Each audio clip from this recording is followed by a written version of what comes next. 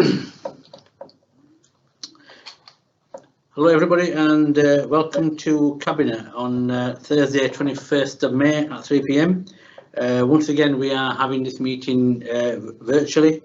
We've got a full complement of Cabinet members, Councillor Kendrick, Councillor Khan, Councillor Mather, Councillor McBride, Councillor Pattison, Councillor Scott, Councillor Turner and Councillor Walker. And we've also got some officers here who will introduce themselves when they come in on the relevant items. We've also got a number of councillors who have actually taken the time out to take part in the meeting, asking questions and on various aspects of the agenda. So without further ado, I've gone through the membership of the Cabinet. If any members have got any interest, Cabinet members or otherwise, please let the relevant officer know, the committee clerk, and please fill in the form and hand it in virtually by email, but make sure we get it back in good time. Admission of the public, we have got a public with us, welcome, and they are here for items 12 and 10, and I think there's some there's some questions as well. So item 4, questions by elected members. The time limit is 30 minutes, but what I'm going to do is I'm going to allow for as long as it takes, basically. So I'm going to use my discretion for members to ask questions, and don't worry about the time limit. I'm going to take the questions in alphabetical order. So the first question is from Andrew Cooper. Andrew, over to you. Thank you. So, given that Yorkshire has one of the highest R numbers in England, will Kirklees be following government advice to reopen primary schools on the 1st of June? Councillor Carol Patterson, do you want to answer that, please? Yes, thank you. Thank you, Councillor Cooper, for your question, which gives me the opportunity to reiterate the statements that we made as an authority yesterday regarding the opening of schools. We have been and are working with our schools and partners every single day, supporting and helping them to work through the government guidance. And guidance, it is guidance, it's not a directive. Schools across Kirklees didn't simply close down in March. They have continued giving fantastic support to vulnerable children and the children of key workers. They are at the heart of our communities and I have been inspired by the work that they are doing. And as one head said this morning when I met with them, we are planning just to open the doors a little wider. All along, our schools have been cognizant of the health and well-being of its children, its staff and the wider community. The issue of welcoming back more children is incredibly complex, and we know that, quite rightly. Many people hold strong views one way or the other on this. The bottom line is that the 1st of June is a government ambition, not directive, which has not yet been confirmed by ministers, even though it's now less than 2 weeks away. With our support, schools are doing everything they can to work towards that date, planning to be ready to be open. But there is a lack of clarity from government, and the current guidance raises more questions than answers often. We are helping schools to navigate through the issues, and we share the absolute priority of safety. Schools in Kirklees will only start bringing back more children when it is right for their pupils, their families, their staff and their community, which may not be on the 1st of June. Every school is unique and faces its own challenges, so they need to find a way that's right for them. We are leading them through the process, and tomorrow, for instance, we are holding an online event where school leaders can seek further advice and support on the many public health questions that there are linked to wider openings. Myself and the council leader have been in constant dialogue with all concerned and have been for weeks, even before the 1st of June was ever mooted. And as a responsible local authority, we will continue to support schools, listen to the unions and other key groups, and do what's best for our children. We are being guided by the scientific evidence and each school's individual circumstances. Many children have been out of school for months, for 2 months rather, and despite the brilliant work of many schools with online learning and other forms of continued support, it's right to be concerned about the welfare and outcomes of those children. Equally, safety is paramount, and we will continue with schools so that they are able to achieve the right environment for children and staff. With our support, local schools are working hard to overcome every barrier, but we are clear that no school should bring back more children into the classroom until the time is right for them. It could happen that some schools bring back pupils before other schools, depending on the circumstances in each case.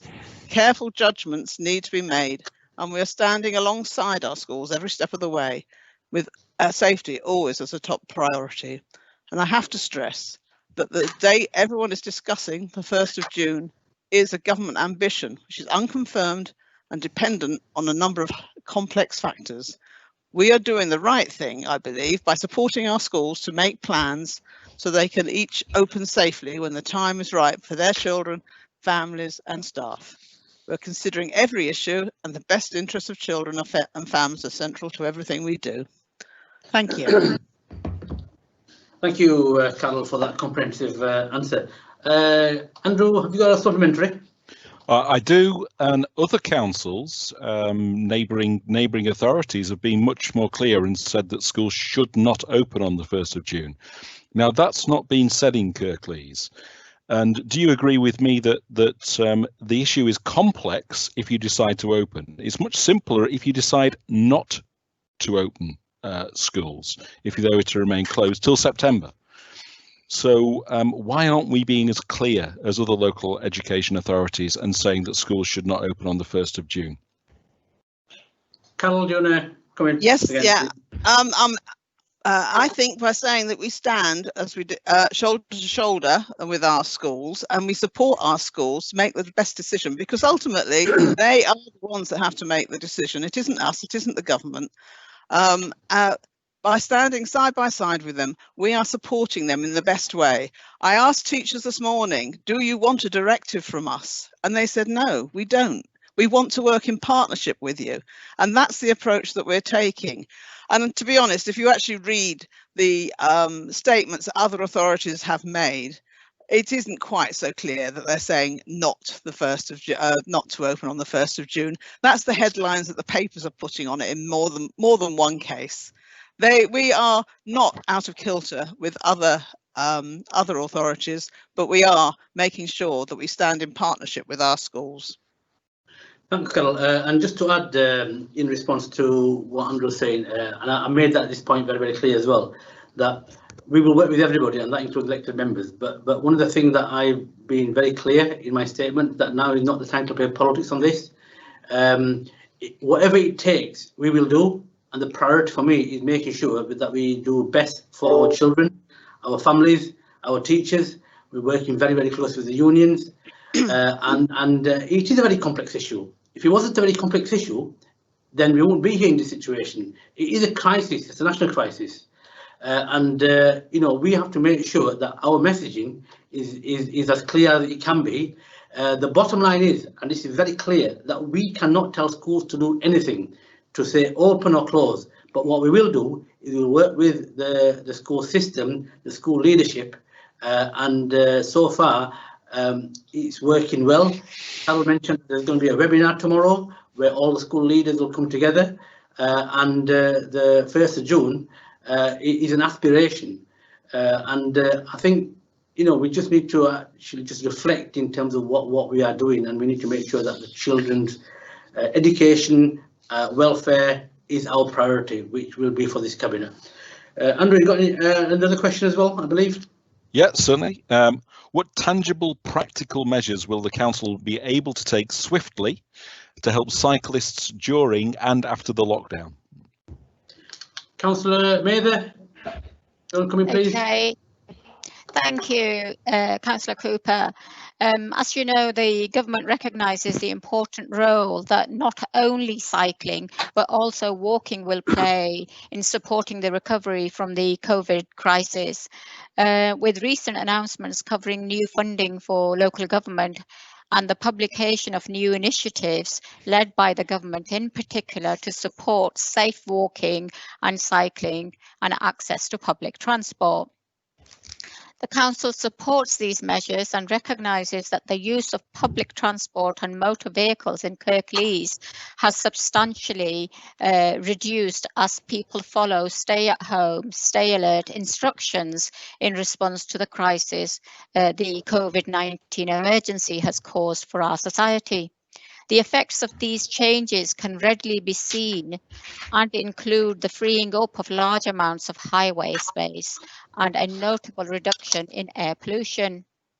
Lead members and officers are currently working up a number of initiatives that broadly fall into two categories: the provision of infrastructure or changes to the highways to improve provision for active travel and support social distancing. 2, supporting measures for behaviour change to provide information to businesses and individuals to promote active travel as a mode of choice. Thank you. Right, before I bring you on in again, Andrew, the chat message on screen from Andrew, just to clarify, what I'm doing, I'm taking the councillors who have indicated to talk or ask questions in alphabetical order, and Andrew has quite kindly submitted his questions in advance, so he's got 3 questions, but everybody will be able to have the opportunity. Sorry, 5. Beg your pardon, Andrew, you've got 5. It's been a long week, mate. You know, it's not stopped since 23rd of March. Sorry, beg your pardon, Andrew. Andrew's got 5 questions, so as soon as we go through the 5 questions, but everybody will get an opportunity to ask their questions and a supplementary. So, Andrew, I'm sure you want to ask a supplementary. Yeah, I've heard what was said, but when will we actually hear of a tangible, practical measure? Because I've heard about things being worked up. I've heard about behaviour change. When will we hear about a practical measure? Because swiftness is important here, because it's about doing things during lockdown and afterwards. Andrew, sorry, Councillor Cooper, obviously as soon as we are ready, we will announce the measures we are thinking or talking through. So we have lots of interventions. We are making sure that the sustainability can be ensured and health and safety alongside. So it's not a knee-jerk reaction. Whatever we do come up with has to work and has to include public's health and safety measures at all time and social distancing. So you will be the first to know when we're ready to roll out these measures. Thank you. I wait with eager anticipation. Thank you. Andrew, next question, please. Why was tackling climate change not recognised as a significant challenge in the governance review document produced by West Yorkshire Combined Authority in preparation for the potential West Yorkshire Mayoral Combined Authority? Thanks, Andrew. As you know, it's really good news that we've actually got the green light to actually have a devolved devolution and the government structure worked up. We as leaders and as a combined authority did push government very hard to put some real resources behind any funding arrangement, but the way it turned out was the government said that, well, this is what the deal is. There's going to be a comprehensive spending review that's going to take place. God knows where it's going to take place, but then it was going to take place in the autumn. And what they were going to do was they were going to put some big schemes, big budgets around climate change, and that was one of the opportunities that we would be able to be favoured in terms of the Mayoral Combined Authority. So the bottom line was that we had no powers in the Combined Authority based on the current arrangements to actually take on extra work around climate. However, as you know, the Combined Authority with the LEP have actually declared a climate emergency. This is before all this has taken place. We are still committed to the agenda, even though we haven't got the resources to match it. But we will continue to make sure that we will continue to negotiate with government because once the mayoral arrangements are in place and we have a mayor, that won't be the end. That'll be the beginning. And I suspect that the government will still be committed in terms of what they were going to do in terms of comprehensive spending review. I understand that the pressures will be massive now because there's other pressures that are suddenly come on board. But we will do whatever we can. We've already done that, and we will continue to fight for Kirklees and the combined authority to make sure that we get the adequate resources and powers to actually take climate change properly ahead and action it.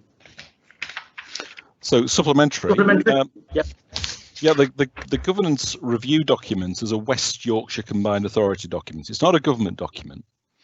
And so you, as leader of this council, will have had the ability to make input into this document. So did you actually, and is it minuted anywhere, that shows you have actually put forward climate change as one of the major challenges to the West Yorkshire region, given that we are supposed to be net zero carbon by 2038, and we've signed up to that?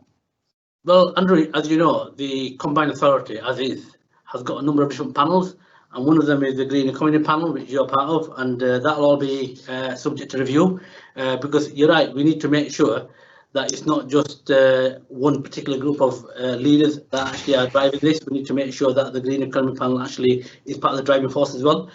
In terms of the meetings that have taken place, every single meeting I've actually raised this issue. I was one of the key drivers with Councillor Box and other West Yorkshire leaders to get this climate emergency motion passed at the last AGM. So this is absolute priority. We will always argue for it. In terms of what the minutes say and what they don't say, there's that many meetings, right? Yeah, that, you know, you'll have to ask the combined authority. But everywhere where there has been an opportunity, be in both public or private, I have made sure this agenda is at the forefront. And as you know, when we had the climate emergency, the marches in London, I was actually in London with the rest of the country and the people that care for our environment, yeah, standing shoulder to shoulder with all the campaigners to save our planet. Next question, Andrew. Yeah, well, I'd like to see a question answered. Right, is it right? I just did, mate. I just did. Right, okay. Well, it doesn't sound when, right? I'll go on with the next question. Is it right that a West Yorkshire mayor can appoint an unelected deputy mayor from the same party, potentially on a salary of around 50,000 a year, just as the Labour Police and Crime Commissioner has? Right, okay, Andrew. Just a bit of context. At the moment, the governance arrangements, what they say is that the mayor can appoint 2 deputy mayors. One of the deputy mayors would be an elected member. The elected member will more than likely be a leader, and the leader will get an allowance, so there will be no remuneration for that particular elected mayor who will be elected leader who will be a deputy mayor. In terms of the other deputy mayor, he or she will take on the role and the responsibilities of the current Police and Crime Commissioner. At the moment, you know that the office of the PCC, along with his deputy, the salary is in the region of £150,000. So there will be a net saving if you go on your figure of 50k of 100k. So, you know, I think we're going to get a good deal because the PCC powers will no longer be, the PCC office will be no longer there, and all the powers will come in with the elected mayor in May. So, supplementary, is the answer to my question yes? No. The answer to your question is that any remuneration that takes place will have to go through, and as you know, Andrew, an independent review panel. That independent review panel is made up like the one that we have in Kirklees. The decision will then have to be made by the combined authority in terms of what the committee or what the organisation does, and that's how the remuneration will take place with that particular role. Next question, Andrew. Given the investment company that owns Leeds Bradford Airport has called for a 500,000 tonnes increase in its carbon emissions per year to 2050, will you drop your support for airport expansion because of your stated support for the climate emergency? There's two issues here, Andrew. We need to be very, very clear that there are two issues here. One is about the role of the airport in West Yorkshire and how it contributes to the local economy, and the bigger question, which I suppose you're alluding to, is the impact of aviation more widely. Sorry, to be clear, it's the airport. The airport has asked for a $500,000 tonnes increase. But this is where, right? Yeah, you need to actually understand that the airport is a separate entity, and aviation and its impact is a bigger issue. We may agree to disagree, but that's how I see. Anyway, going back to the point I was making, the Combined Authority and the LEP are supportive of our airport because it is our local airport. It's what we do and how we actually do business with them that really counts, because they are part of the economy. We need to make sure that the economy sustains itself, especially in this crisis. They're delivering a lot of jobs. They deliver economic prosperity. They serve the local business community and communities across the region. Also, the Combined Authority and LEP are supportive of our airport, but at the same time, we are very, very clear. We need to make sure that they make significant energy efficiency improvements. They have a very clear target that we will be imposing, and we will make sure that the climate emergency and the agenda for reducing carbon emissions is actually taken seriously, both at operational level and in terms of the strategic issues that the airport contributes to in terms of the bigger aviation issues that I talked about. So that's where our position lies, Andrew. So is the supplementary? So is the answer to my question no? But no, the answer to your question is that we will make sure that we will place very stringent targets to reduce carbon emissions. That's what we will do, not just with the airport, but with everything we do.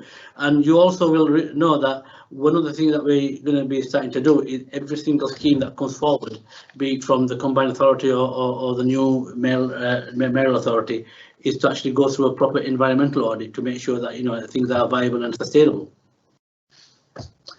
Next question, Andrew. Or is that your 5 questions? That's my 5 questions. Yeah, thank you very much, Andrew. Next question, I've got Councillor David Hall. David, over to you. Yeah, thank you, Leader. My question, in a sense, has already been asked and answered, but if you would indulge me, I'll just rephrase it. It's a question to Councillor Patterson again, to lend some support if I can. Thank you. Although we've said that the issue of widening the access to schools, shall we say, is a complex one. In actual fact, the government line, I believe, in some senses, is simple, because they have said that schools need, these particular schools need to plan for opening at widening access at some point, which at the earliest will be the 1st of June. I think that's just to paraphrase what's said. Would you agree with me, though, that given the amount of money and the amount of time that the government spends commissioning advice from some of the most eminent and well-placed medical people, clinicians and scientists to give us the advice that we need on the issues of this house, shouldn't we listen to them rather than listen to the leader of the local Green group and his particular fancy on the day? Councillor Carol Patterson, do you want to answer that question, please? Yeah, yes, I will. Thank you.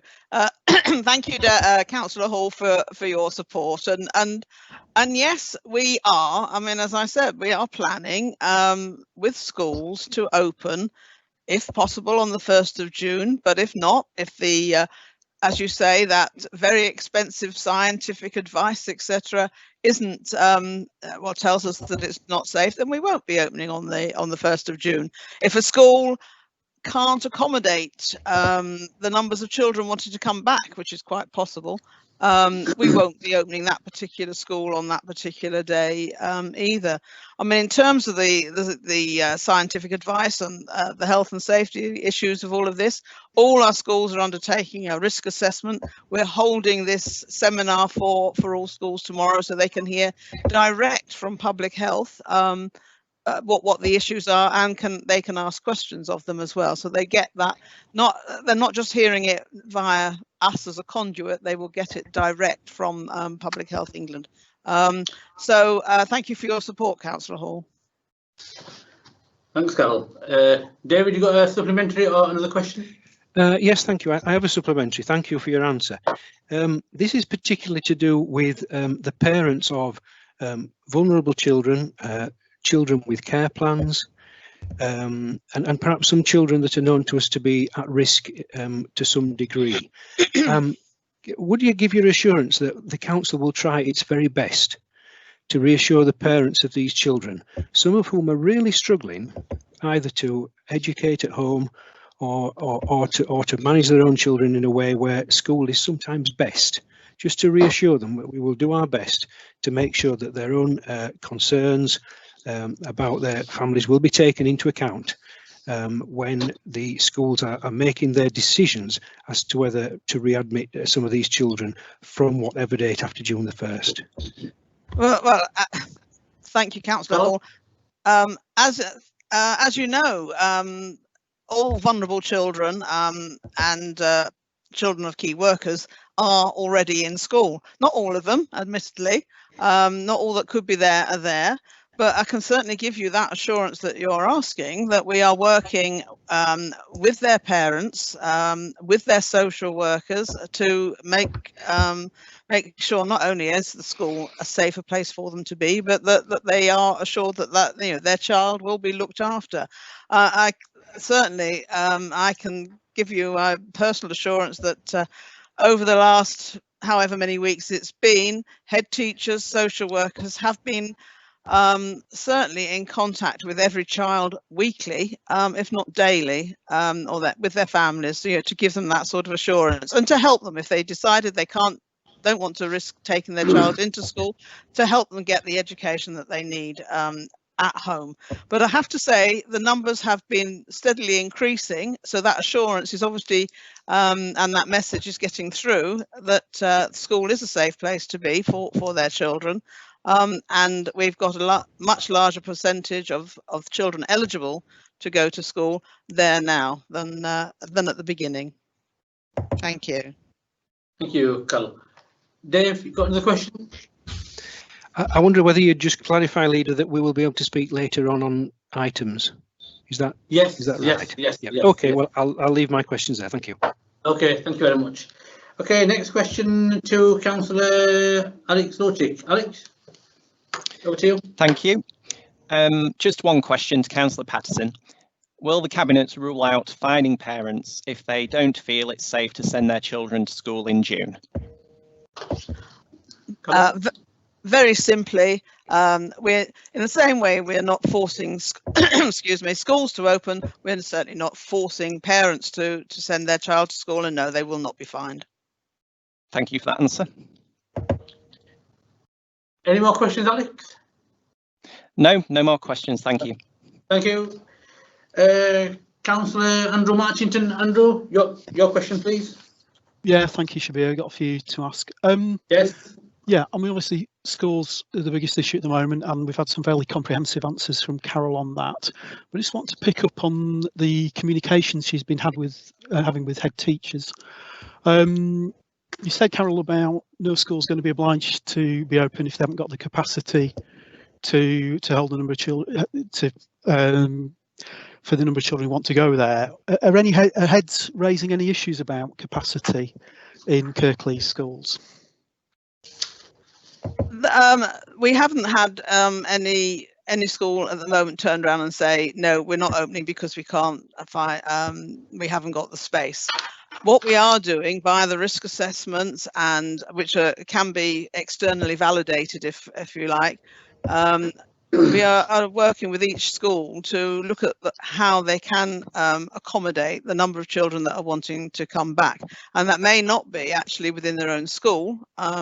It may be by using a nearby school or by using nearby buildings, if that's the case. At this moment in time, I'm not aware that we are needing to do that, but that is an offer on the table for schools if needs be.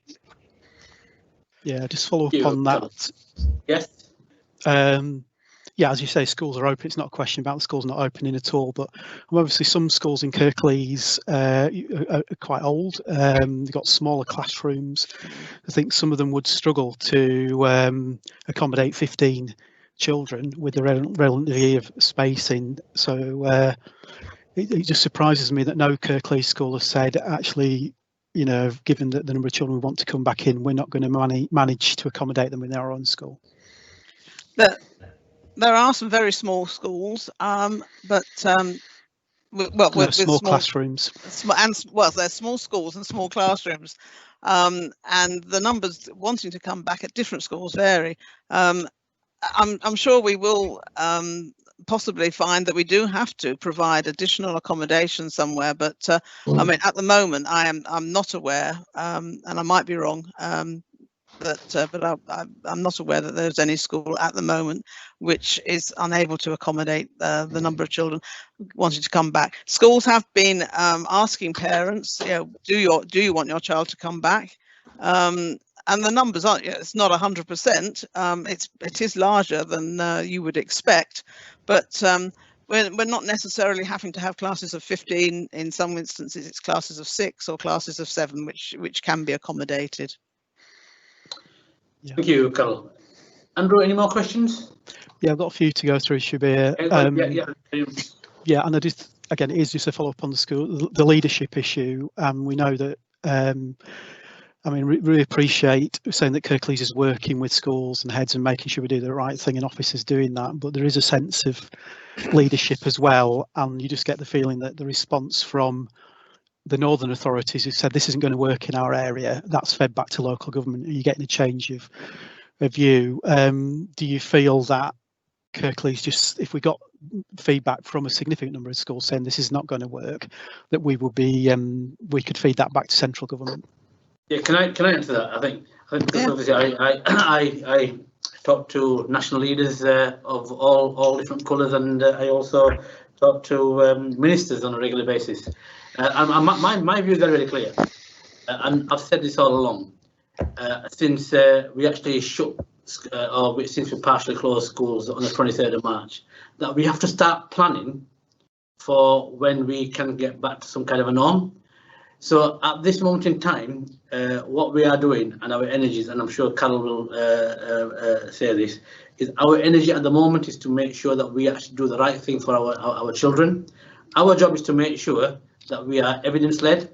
We show that system leadership, work with other leaders within the education system. The schools have got their own governing bodies, and they know their schools best. We know our communities best. We will support them and lead them wherever we can. You know, if the government or any other body comes forward with other proposals, we will look at them very, very carefully. But the government, to be fair, have you know, listened, are doing things for the greater good. And until such time that the guidance changes, you know, we will continue to show that leadership across the system. Carol, if you want to add anything on that? Well, just very briefly, I mean, on a twice weekly basis, we've been talking to the DFE, inputting the concerns of our schools, and in many a case, those concerns have resulted directly in guidance being changed the very next day. So we are certainly making sure that there is that leadership on behalf of schools with the government. Thanks, Carol. Andrew? Thank you. Yeah, right. I think one of the other issues that people are quite concerned about is care homes and discharges to care homes. So I think it's Mus might be answering this particular question. So can I just ask what steps we're taking in Kirklees to, or looking at, you know, when particularly an elderly resident who's been in hospital with COVID, and he's been asked to be discharged back to a care home, and that might not be the appropriate thing to do. Are we looking at alternative provision, actually saying where is the best person for this, best place for this person who's ill to go? Yeah. Moz, you want to answer that, please? Moz, you're on mute. You're on mute. I'm unmuted. Thank you. Thank you. Thank you for that question, Councillor Margington. I mean, as you know, throughout this crisis, the guidance around discharges and how to manage infections in care homes has rapidly changed from week to week. And I suspect much of that was led by capacity issues rather than science. On a local level, we are talking to our partners and trying our best within those partnerships to try and shield our care homes as much as possible, and that includes looking at discharges, because we recognise that not all care homes can manage infections or isolate people leaving care who are COVID-19 positive, and they have different levels of capacity as well, and resources. Thank you, Moz. Andrew? Yeah, thanks, Moz, for that that answer. So, have we found any, by working with our partners locally, have we found any solutions that are different to make sure that care home residents who are COVID positive are getting the best care they can do in a setting other than hospital?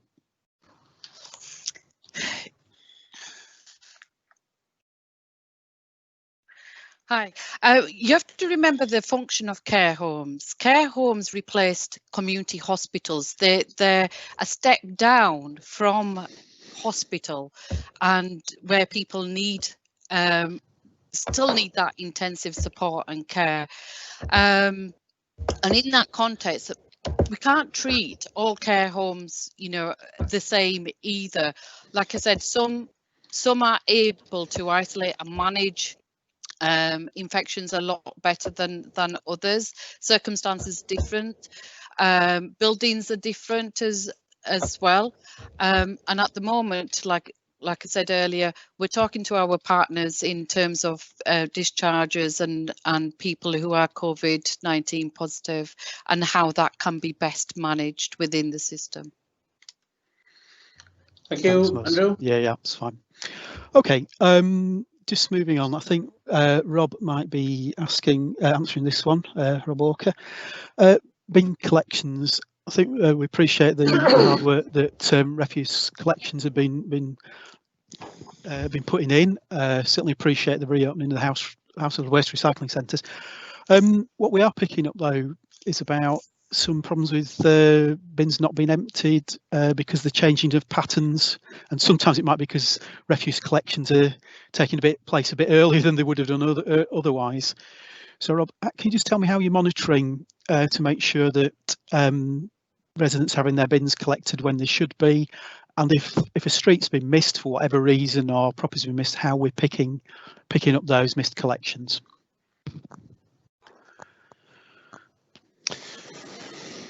Right, thanks very much, Andrew, for that question. And this issue of bin collection has not gone away during this crisis. And like you, I would like to express my thanks for the people working in the service, both the managers managing the service and the people out there emptying the bins, because I think they've done a marvellous job really keeping up the level of service. We haven't shut anything down, unlike a lot of other authorities, but it's a very good question, and some of the problems around collection, missed bins, sometimes missed areas, have continued. In terms of monitoring it, we're picking up calls to the usual call centres or people sending in complaints online. Those are being processed as normal. I'm also picking up things from particular councillors, certainly from your ward. I've exchanged a number of emails with Councillor Iron deal, and I've tried to work with them to look at some of the issues that have occurred. Other councillors have contacted me, certain people have contacted me directly, and I've had very frequent discussions with people at different managerial levels within the service to ensure that we're really keeping our eye on the ball whilst this climate this COVID crisis is taking place. So really it's business as usual in that we're taking this really seriously, and when issues are occurring we're trying to deal with them. There have been one or two issues with things like bin crews, because like everybody else, you've had people who've been ill, you've had people who've got people ill within their families, they've had to socially isolate, so we've had to bring in replacements. So there has been a little bit of disruption, but we've tried our best to keep things going. Thank you, Rob. Andrew? Yeah, Rob, that's fine. I think, yeah, it's not just in our it's a general question. Just where we've picked up across the borough, there's just occasionally that there's been streets missed, and it's good if we're picking that up with the capacity in the system. Okay, right. Just looking at my list, I think the last one I've got in this particular section is about homelessness. Looking to the future. I think Kathy, it might be within your remit to answer this question. I know some concern, particularly expressed in Greater Manchester, about people who are homeless. You know, actually, there was a real positive, one of the few positives about COVID, about people who were living on the streets, actually having accommodation and secure accommodation for the first time, for some of them, first time in a long time. But looking to the future, how are we going to make sure that we can, as lockdown is eased, that we can make sure that those people who are homeless but in secure accommodation at the moment are going to be found keeping secure accommodation later on? Yes, thank you, Councillor Marchington. It's a good question. I was actually discussing this yesterday, because over this period to date, we've had 25 rough sleepers, and they've been in temporary accommodation and B&Bs, and they have sustained that tenancy at the moment. Moving forward, absolutely right. We want to support every individual to remain in properties, particularly if we can use some of our own properties or anything out there. So currently at the moment, we are moving to keep them in the temporary accommodations that they're in, with a view to getting them onto the property ladder with us. A lot of them, obviously, they will be higher priority and high need. So yes, we will be supporting them. And today, we've only got one out of the rough sleepers that is happy to remain outside, doesn't want to come in, but staff are supporting that person daily and ensuring that there is a place for them, but they're happy where they are, and they're being provided all the information that they need. So yes, we are really looking at that at the moment, Andrew, and it's a good question. Thanks, Kathy. That's really appreciated. Can I just add to that as well, Andrew, in terms of you know, the response that's been made across the country. That response has only been made the way it has because the government, MHCLG, the local government department, was very clear in making sure that they got homeless people and rough sleepers out, and they were very, very clear in terms of making sure that hotels and bed and breakfasts were all geared up to take them on and accept them. And very early doors, Robert Jenrick, the Minister, made it very, very clear that he will hopefully try and make sure that he sustains this as we move forward. However, you know, that might not be as clear cut as what it was, because obviously the Treasury holds the purse strings, and we had an LGA executive meeting last Friday, which I was at, and in total, the monitoring return that we fill in across the country, the extra pressures on local government will equate to around 12 billion quid. So far, we've had about a quarter of that money. So if you add up the £3.6 billion, which was released in 2 tranches, the hardship fund, which the government launched, and the additional money that came for social care, that is only around a quarter of what we will require in terms of getting out of this. So we are still continuing to make sure that we actually, put local government case forward on a cross-party basis. James Jamieson, who's the chair of the LGA, released some documents this week. But you're right. We need to make sure that we continue to make sure that we actually do the best thing we can for people who are homeless and who are rough sleepers. But it all depends on how the finances shape up as we move forward. But we are still committed to that. I just thought I'd put that context in, which is the national context. Andrew, next question, please.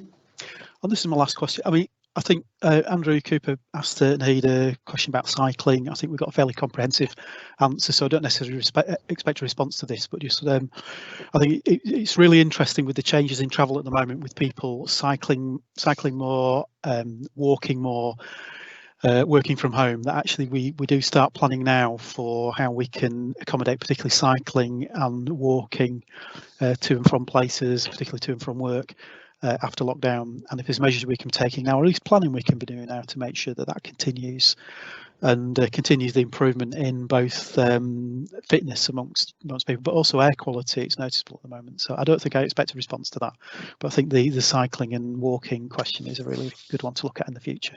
So that's me finished. Shabir, thank you for your time. Okay. Naheed, do you want to respond to that? Or Naheed? Okay. Andrew, thank you for that question. It's all in hand, so don't worry about it.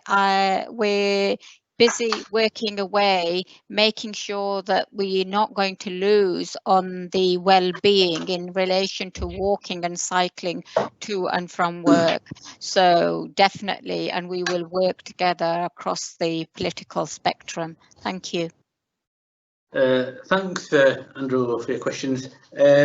Councillor John Taylor. John, over to you for a question. Questions? Yeah. Sorry, I've got 6. Right, okay, fire away. The first one's really for you, Shabir. Okay. As you know, putting councils at the heart of all we do is part of what this council's all about. Could you please let me know how you intend to allow councillors to fully engage in the running of the council? As you know, January was the last opportunity for members to fully engage. Right, thanks, John, and thank you for your email as well, addressed to myself and Jackie, and I do know that Jackie responded back to you with a full response. I also appreciate that was not the response you would have liked. I've also responded, and I've also had a conversation with you, and I can exactly understand the point you're making.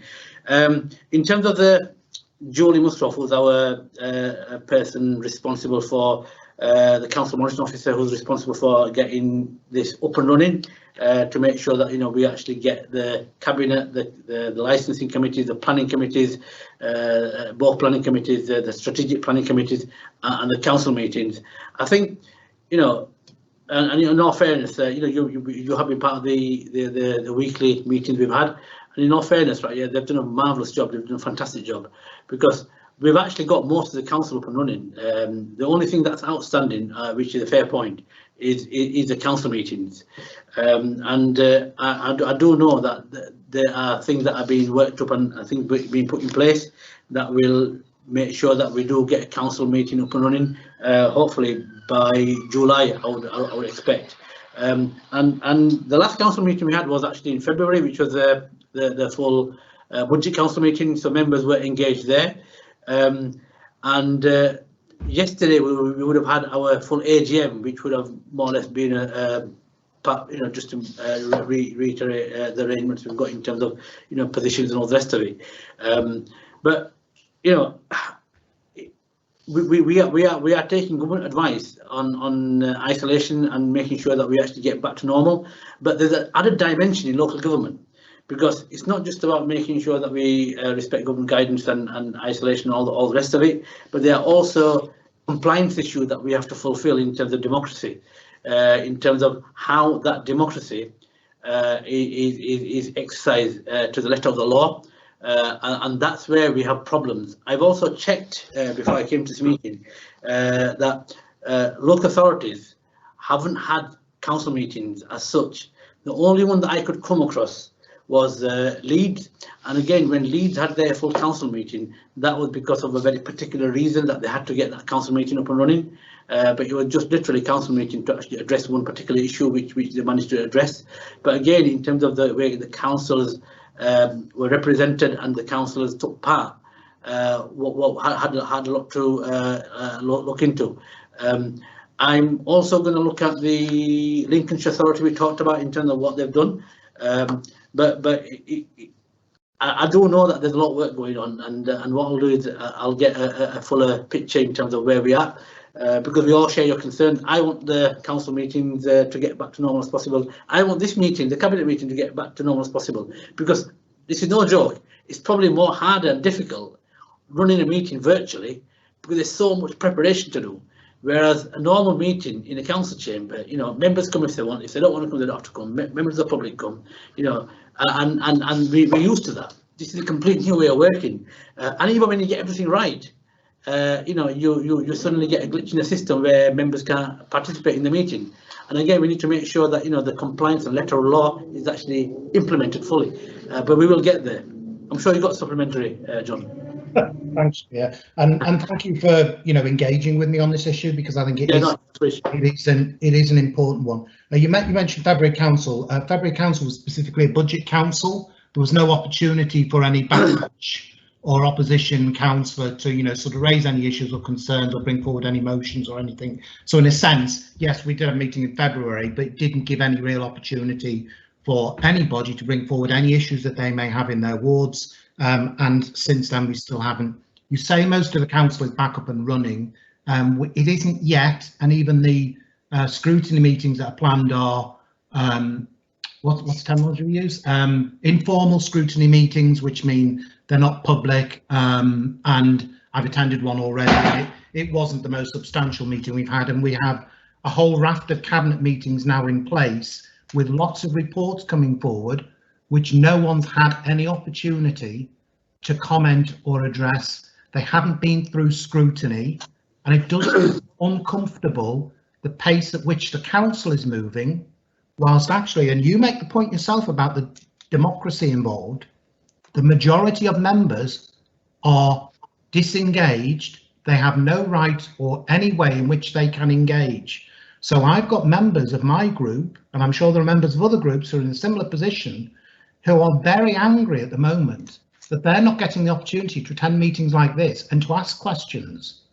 So I would push back quite hard and say, we should be an innovative council. We have done some fantastic stuff since this pandemic kicked in terms of people thinking outside the box, working collaboratively and bringing forward solutions. We make a lot about our strong partnership with the university. They've got a lot of bright people in the university. It wouldn't be on the wit of man if somebody there possibly can solve any problems we might be having with this. And of course, the government guidance is that you can hold meetings if you socially distance. And I have asked the question, you say that Jackie responded to me, but actually she never answered any of the questions I asked her. And she gave me information which I already had. So to say that she responded fully, Shabir, she didn't. And you know that, and we've discussed that. Right. We don't yet have anything in plan to show when we will allow, other than the cabinet and a few chosen people like myself as one of the ones that's on this call, to engage more broadly as a council, to ask questions, to challenge, to put forward suggestions, to bring forward issues that residents are raising with them. And I think it ought to be a much higher priority for this council. And the response I got from Jackie was, well, no other councils managed to do it either. That to me isn't an acceptable response. Yeah, I hear what you're saying, but John, you were part of the weekly meetings that we have regarding discussing and agreeing. I emphasize the word agreeing, the timetable and the priorities of meetings that take place. So you were part of the meetings. You were always at the meetings. The Public Health Emergency Advisory Group, all group leaders and deputy leaders were included. We've got another meeting on Monday next week. Wednesday. Next Wednesday, yeah, next week, which we again will be looking at this, right? Yeah, you know, and you know, I understand what you're saying, but we have agreed the timelines, and we have agreed also that by July, at the latest, right? My ambition is to get a council meeting up and running. But you have been part of the discussions, John. But we anyway. haven't seen the time. Let's move on. I've got some other questions. This next one is about planning, so I'm not sure who. I don't know, is that Peter? But let's see. Peter might be. Well, let's hear a question. I mean, it's not difficult. Don't worry. Okay.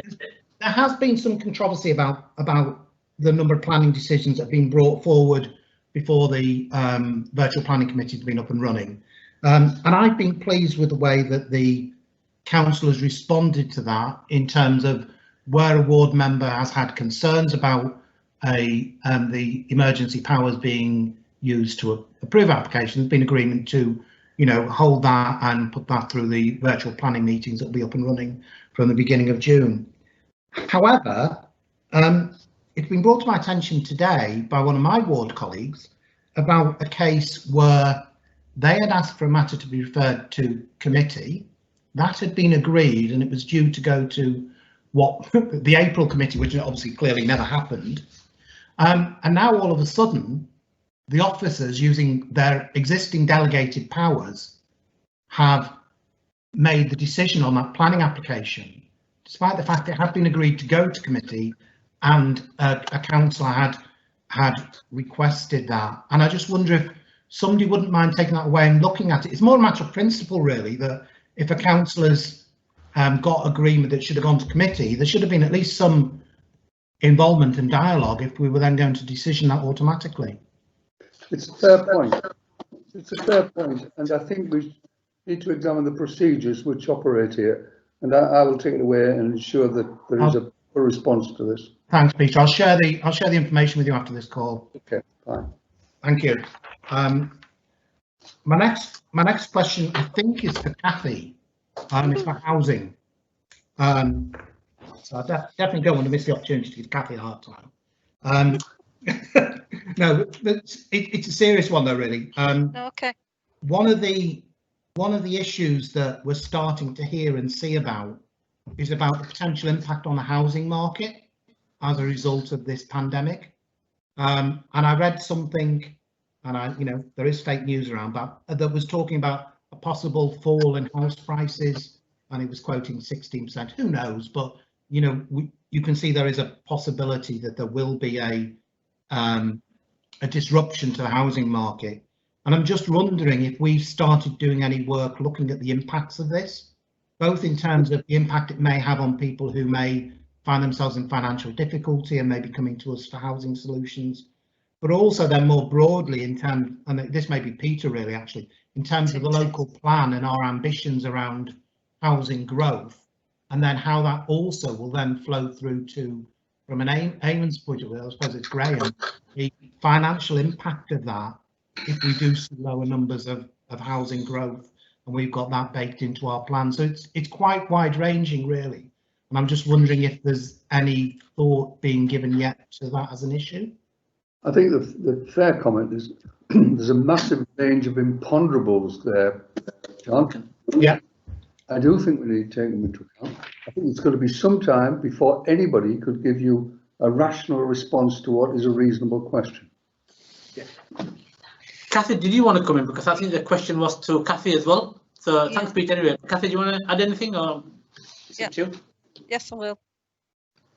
Okay, yeah, John, you're absolutely right, and they are areas that we're looking at. People are going to be presenting themselves for housing to us, because obviously through losing their houses, loss of income in the households, we were already up to over 17,500 for applications. We know it's going to increase.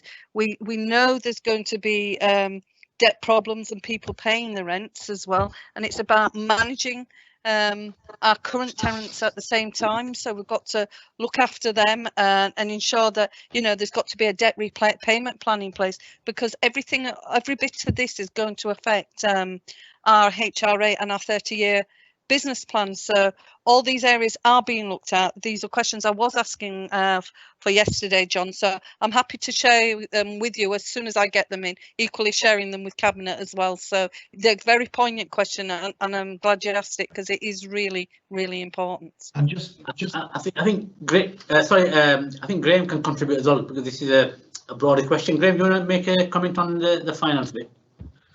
Yeah, thank you, Chair. Thank you, John.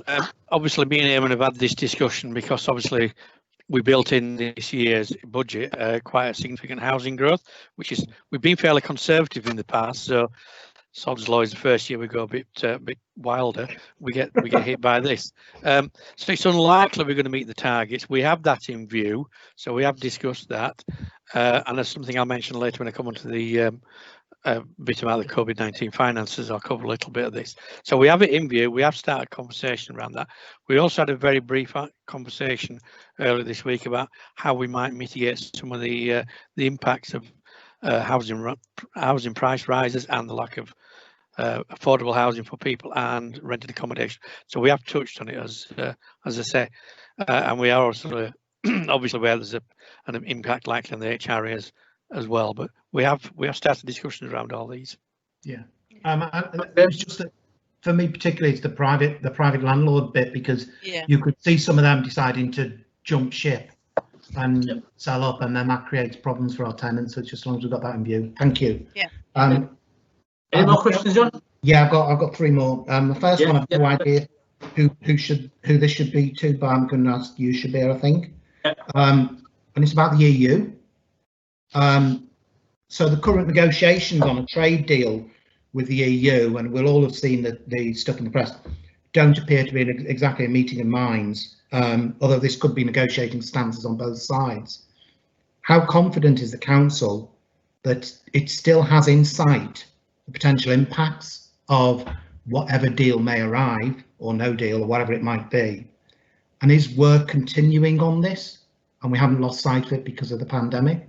Thank you. I think what to be fair, John, and to give you a fair and detailed answer, I'll get back to you on that. I'll get a response regarding exactly what we are doing. I do know that there is a recovery board that's been set up, not just here but at regional level. I do know that the combined authority is doing a lot more work around the economy, and that includes the EU stuff.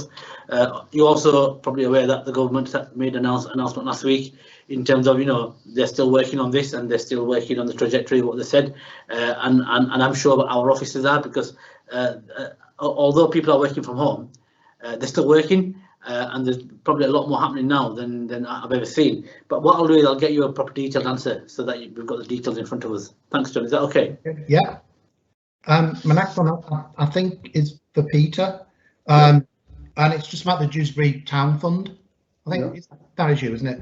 I know that there have been conversations going on between the government and about the Town Fund bids, and I'm just wondering if we're any clearer about what we might need to do in terms of revising our proposals, both in terms of the specific bid itself, and I know that the timescales on that were incredibly tight, and I'm hoping that there's been some communication now about moving those, but also, are we doing some reflection on what this pandemic may do to our broader vision around the Dewsbury Blueprint?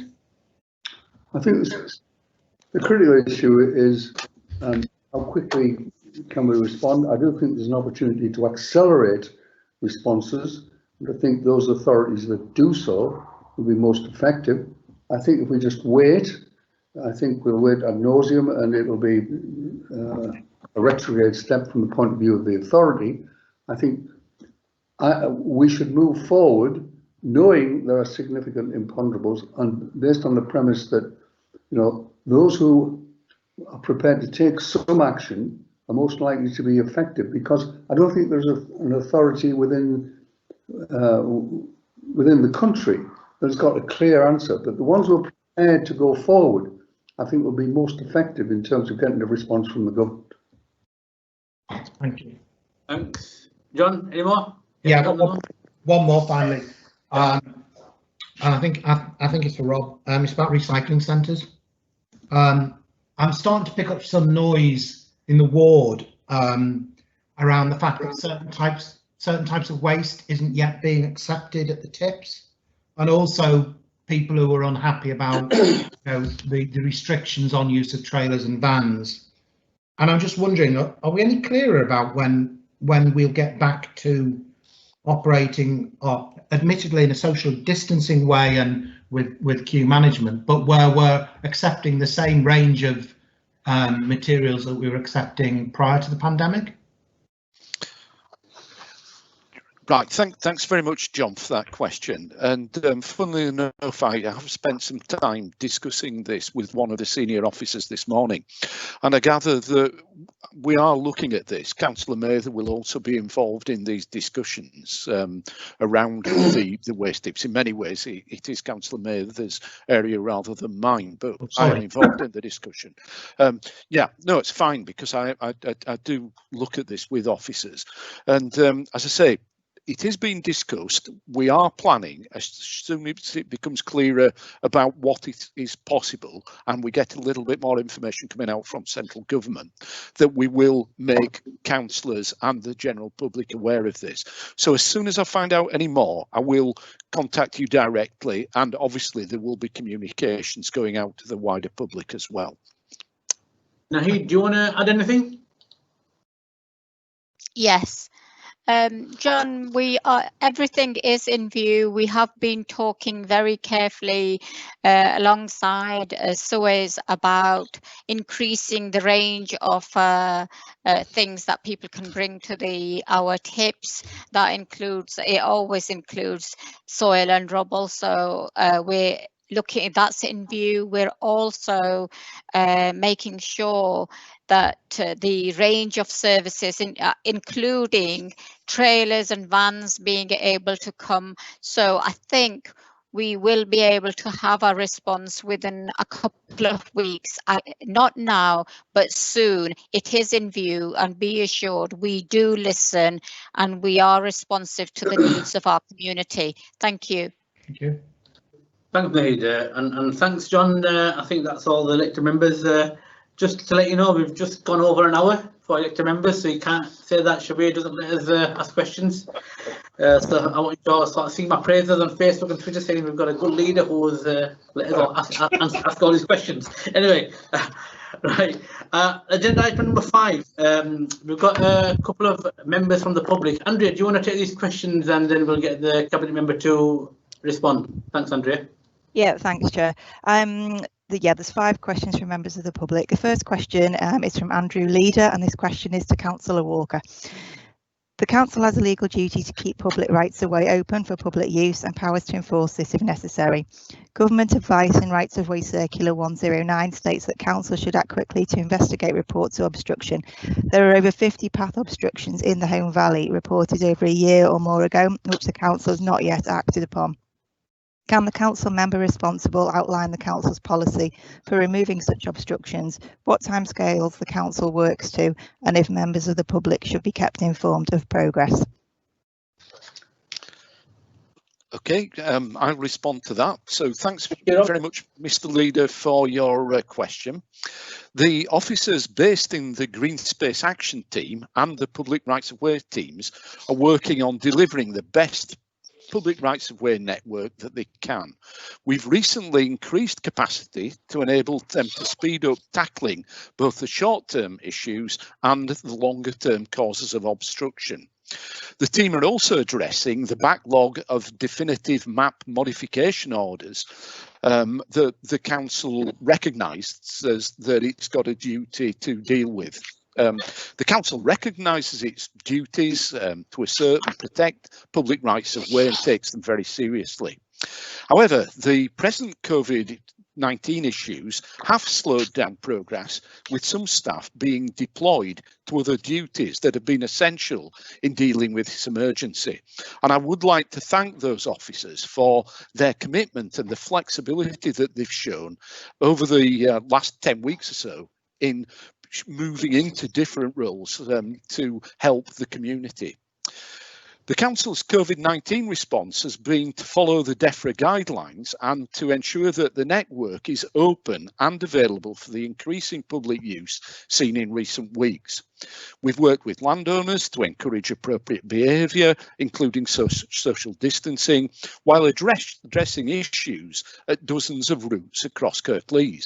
And there has been some pressure to close certain routes, which we have tried to resist, but we've worked with landowners around things like signage, and generally I think we've dealt with those issues.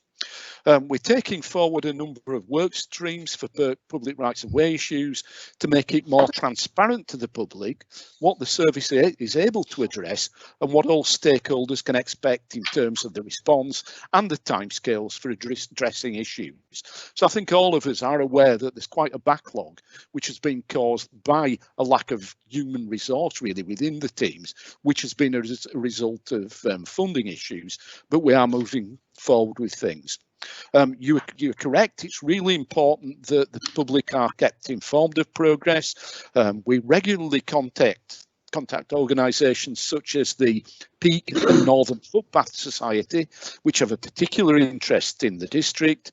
There is a meeting timetable to discuss issues and concerns, and this sits alongside the more informal feedback loops of email exchanges and conversations. So if people have particular concerns around these issues, there are ways in which they can contact me. They can also contact officers to talk through their concerns.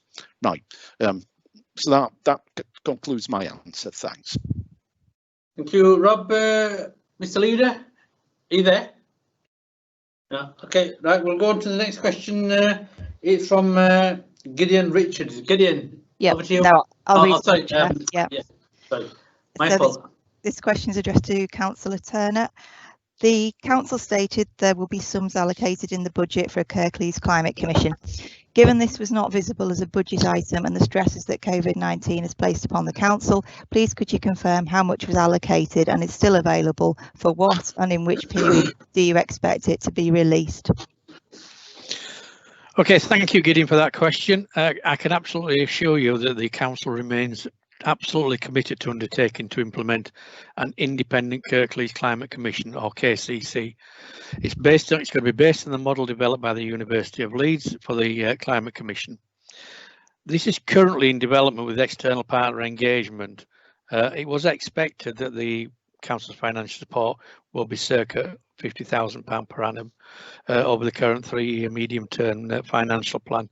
And this will cover the secretariat and other costs associated with that. I can confirm that the financial resources are still in place and will remain in place. This is an important issue for this council. It's an important issue for our residents, and we intend to take it very seriously and move forward with this as fast as we can during the current crisis, and as fast and even faster, hopefully, once we come out the other side of it. Thank you. Thanks, Councillor Graham Turner. Next question from Councillor Gideon Richards to Councillor Mather. Andrea, do you want to read it, please? Yeah, the question is, does the council have a green recovery programme developed or being developed for easing of lockdown, and what does it include? Okay, thank you, Gideon Richards. So while it's clear that Kirklees and the country remain in a precarious situation, it is the right time for us to start planning for the future. If we get the planning right now, we can make sure that we change our organisation and Kirklees for the better. We will continue to remain in response mode, focusing on supporting those most in need and protecting life. But we are also moving into an adaptation phase, reflecting changes in the lockdown regime, informed by local intelligence and always with safety first and foremost.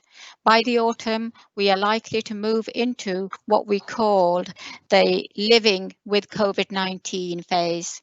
This is when we begin to put in place the foundations for Kirklees' future. We will bring our planning across all these phases together in a bold recovery plan that will help us focus on what really matters. Our commitment to building and an inclusive economy, investing in our infrastructure is more urgent than it has ever been before the pandemic. Improvements to the well-being and life chances of young people must continue, and the climate emergency remains a challenge we are focused on to resolve to tackle. Cabinet will ensure our recovery is based on the long-term outcomes we will want to see in Kirklees. From an economic perspective, we know that the country is facing the largest economic shock since the 1930s. We are working closely with partners to develop an economic recovery plan which will integrate business, infrastructure investment, local economic stimulus with interventions to support vulnerable people and achieve inclusive growth. And responding to the climate emergency will figure prominently within this work. We will work up our priorities for action by July, but early considerations include 1. Low carbon economy investment programme, example in terms of forestry, energy efficiency. 2. Extending business support for SMEs to strengthen resilience. 3. Accelerate capital investment in infrastructure, regeneration projects tied to better social value outcomes. Thank you. Thank you, Councillor Naheed. Question 4 from Gideon Richards again to Councillor Mather. Andrea, do you want to read that question out, please? Yeah, what measures are the council taking to capitalise on the historic low emissions level as we come out of lockdown? If these include walking and cycling, when will these schemes be unveiled to the public, and will it include a town bike cycle scheme? Do I need to get my bike out after shielding? Thank you, Mr. Richards. The response to this is the response to this question is very similar to the answer I gave to Councillor Cooper.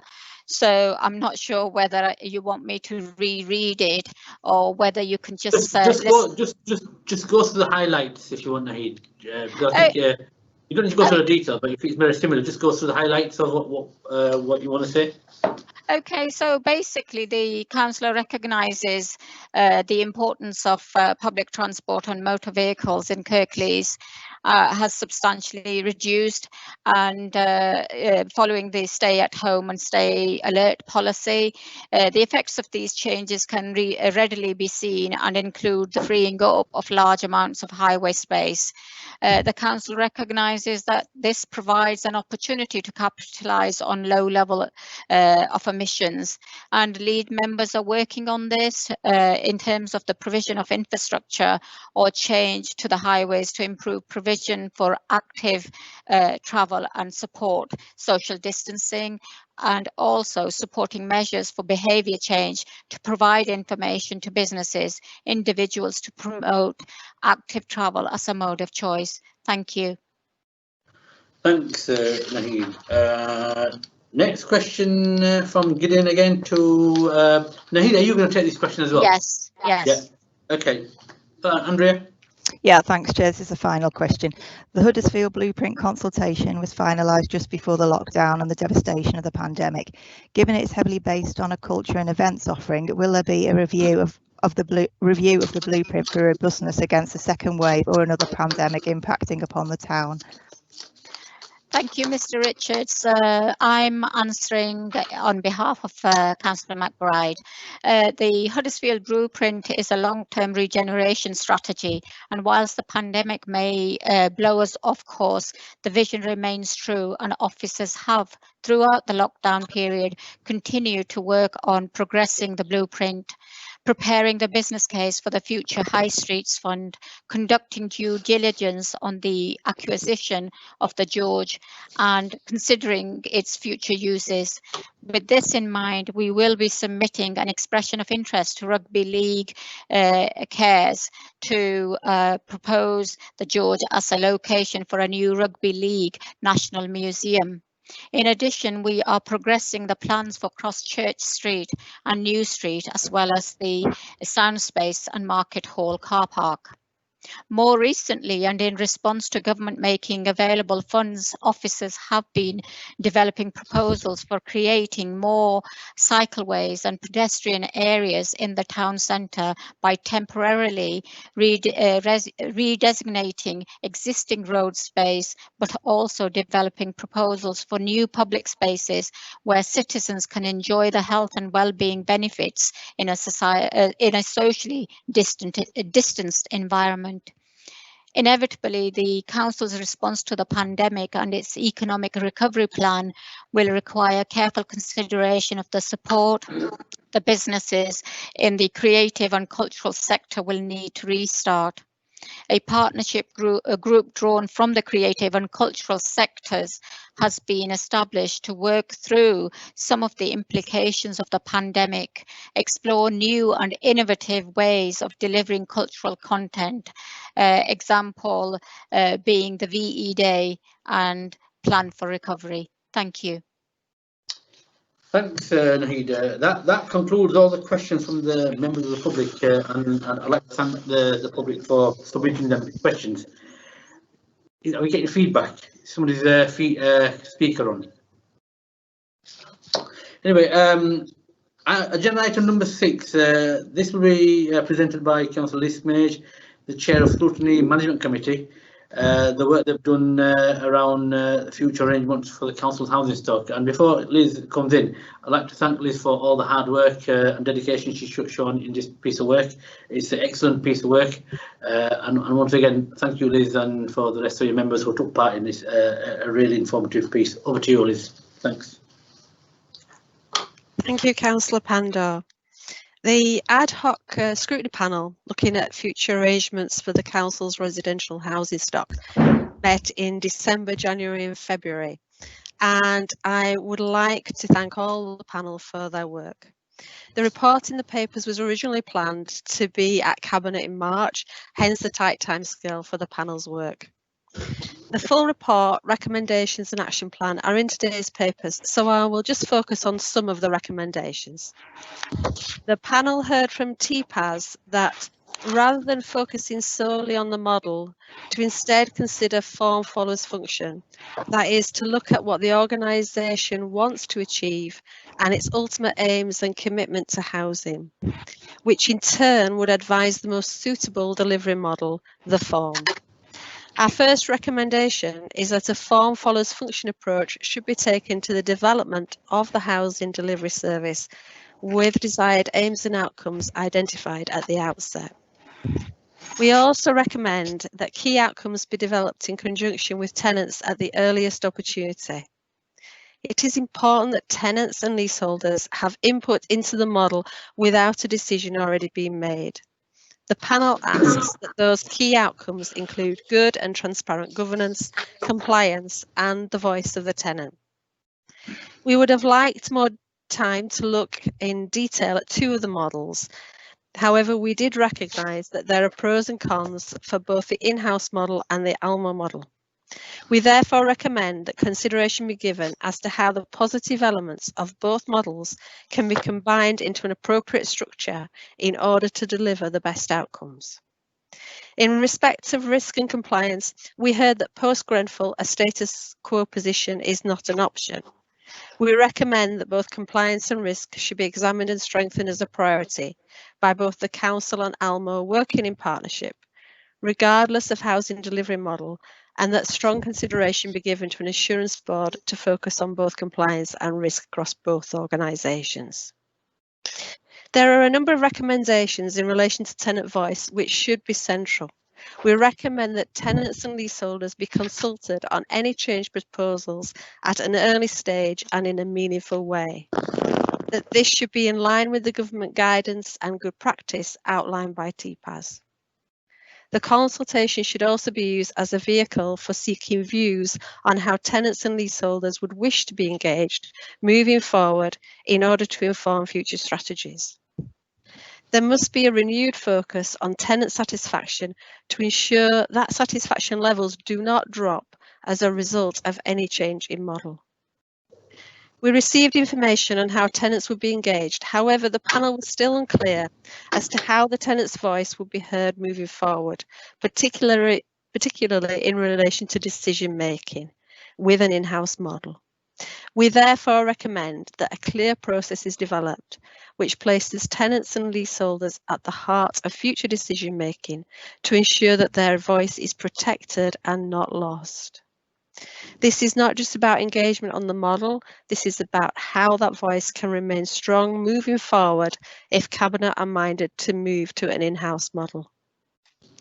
That emphasis on a strong tenant voice is reflected in a number of the panel's recommendations, including the need for a strong voice at both strategic and grassroots level within the current model and moving forwards. And just as a matter for clarification, the action plan, which is on page 59 of the papers, indicates the responses to our recommendations. And I just wanted to clarify one recommendation at number 13. Yes, the Cabinet is the responsible body, but as with any recommendations made by scrutiny, we do have a role to have an oversight or overview of our recommendations going forward. If Cabinet do decide to consult with tenants and leaseholders, then the ad hoc panel will be reformed with amended terms of reference in order to give that scrutiny input. The report is here with recommendations and action plan, I believe, for the Cabinet to note. Thank you, Councillor Bandar. Thank you. Kathy, do you want to come in? Yes, yes, thank you. Yes, thank you. I'd like to extend my grateful thanks to Liz and all the panel that took the time and the effort to put in this comprehensive report. It shows that the process has obviously been thorough, it's been robust, and it's clearly placed a justifiable emphasis on the tenant's voice. And I think everybody knows how passionate I am about that. This is about people, and it's about their homes, where they live, and they have to have the voice. It's not to be lost.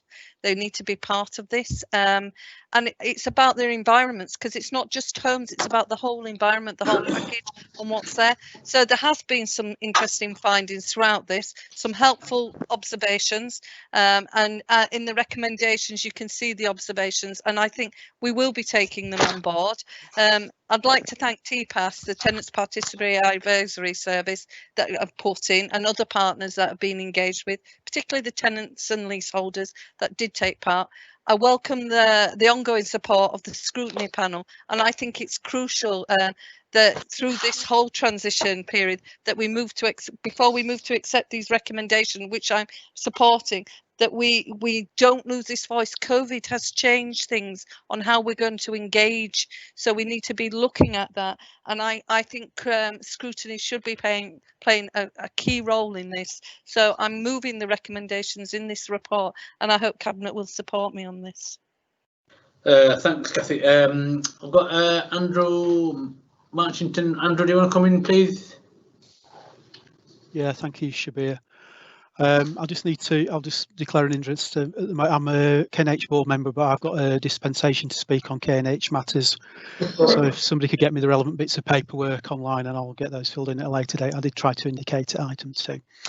So yeah, big thank you to Liz and the panel members for all the work they put in on this particular piece of scrutiny. Thank you, Kathy, for your response. Just a couple of things that I want to pick up on. And probably you might not want to respond now, Kathy, but particularly about tenants' voice. And we've heard a couple of things in Liz's highlight of the report and with yourself about. So it's important when it comes to decision making and future structures that we work out how tenants' voice can be included that in a meaningful and effective way. And so I think that's really important. We might not have ideas now, but that needs to be in the future, and that needs to be part of the consultation. And it's not just listening to what tenants say, but it's shaping what they say about that. I think, again, a question about shaping tenants' voice, using what the tenants say to drive improvement. So we all want the best for people who live in every home in the borough, and we know that for most tenants things go okay, but for a significant minority they don't. So how do we use the information we're getting from tenants to make sure that we get a better service? And that's when we're talking about tenants' voice, it's not just about people being able to say what they feel and their experience, but how does that shape getting better outcomes for people? So I think those two aspects of tenants' voice are really important. So it's how they get involved, and I think Liz highlighted how they get involved in the meaningful decision making process, and how tenants' voice is going to drive improvement. And the other thing I really wanted to highlight, that's mainly at paragraph 13.7. Do you want to come back on that, Kathy? Or yeah, I think you're absolutely right. The participation in it is not just about the voice; it's feeding into it and how we can make change. So you're absolutely right. I'm happy to get something out to you in writing because obviously I haven't got everything here. But I think it will result at the end of a consultation as we bring it back. And I think this is where scrutiny for me will play a key role in this. Getting this in some kind of context for us to ensure that we are exploring all the avenues to ensure that our tenants and leaseholders are part of it. Right. And then the other point I just wanted to highlight, and it is a question, paragraph 13.5, I think we're on page 54 of the report. So are we minded, or is Cabinet minded, because it doesn't seem to be recognised, to have an assurance board about compliance? Because that's an issue. It's a whole council issue. We shouldn't think it's just about K&H. It's about how all of our buildings, whether that's a property that's somebody's a residential property, or some of the offices that people work for, to make sure that they are compliant with the relevant bits of legislation. Whether that's about the heating system, the air conditioning systems, or whether about electrics, or whether it's asbestos and gas safe. I think So are we minded to have an assurance board? Liz, do you want to come back in on that one? Oh, is it Kathy? It's a cabinet response to Liz's. Kathy. I just thought Liz's chat come up. I will come back. So my at the end, please. At the end, fair enough. Yeah, fair thank enough. you. Yeah. Right, Kathy, sorry. Yes, Andrew. I would have thought there would be we will be minded to have an assurance board, but these are things that I will take up, and after this meeting, I'll go back and ask that question. But I would have thought that we do have assurance boards that we do have things on, so I would have thought that would be essential. Yeah, thanks, Kathy. Thanks for those responses. Bill. Thank you. Liz, do you want to? Yes, come please. in before we go and approve that Yeah. the cabinet? Thank you. Formally. Yes, thank you. I just wanted to thank everybody for their comments. If Cabinet are minded to go to consultation, then it is important that we explore ways under the current circumstances that everybody has a way of participating in that consultation, and scrutiny will look at any proposals brought forward. Thank you. Thanks a lot, Liz, for that very comprehensive report. And once again, my thanks and Cabinet thanks for doing such a good piece of work.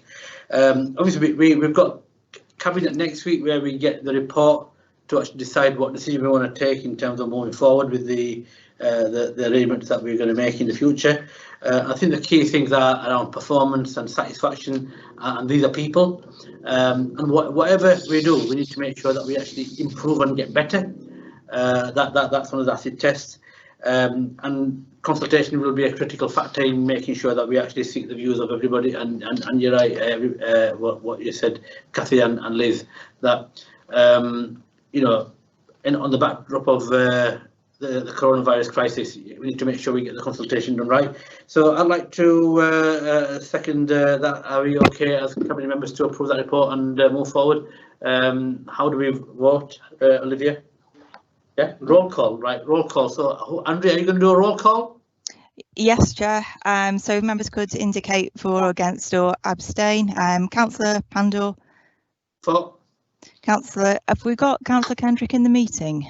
Yes, for some reason Sorry. it's now showing the picture behind my computer. I was wondering what was happening. I know I've been trying to turn it round, but I don't know. So I am here. Could you vote, please, Councillor Kendrick? For. Thank you. Councillor Khan. For. Councillor Mather. For. Councillor McBride.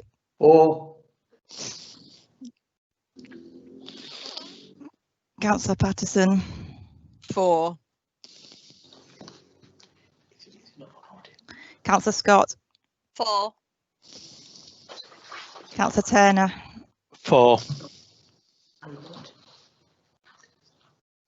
Councillor Walker. 4. Thanks, Chair. That's carried. Thank you, and thank you again, Liz, for the hard work, you and your panel members. Agenda item 7, invite Councillor Turner to present the report and move the recommendation on impact upon council finance. Graham? Yep. Chair, thank you. Firstly, can I thank officers for the time and effort they've taken preparing this report in what are clearly difficult and challenging times.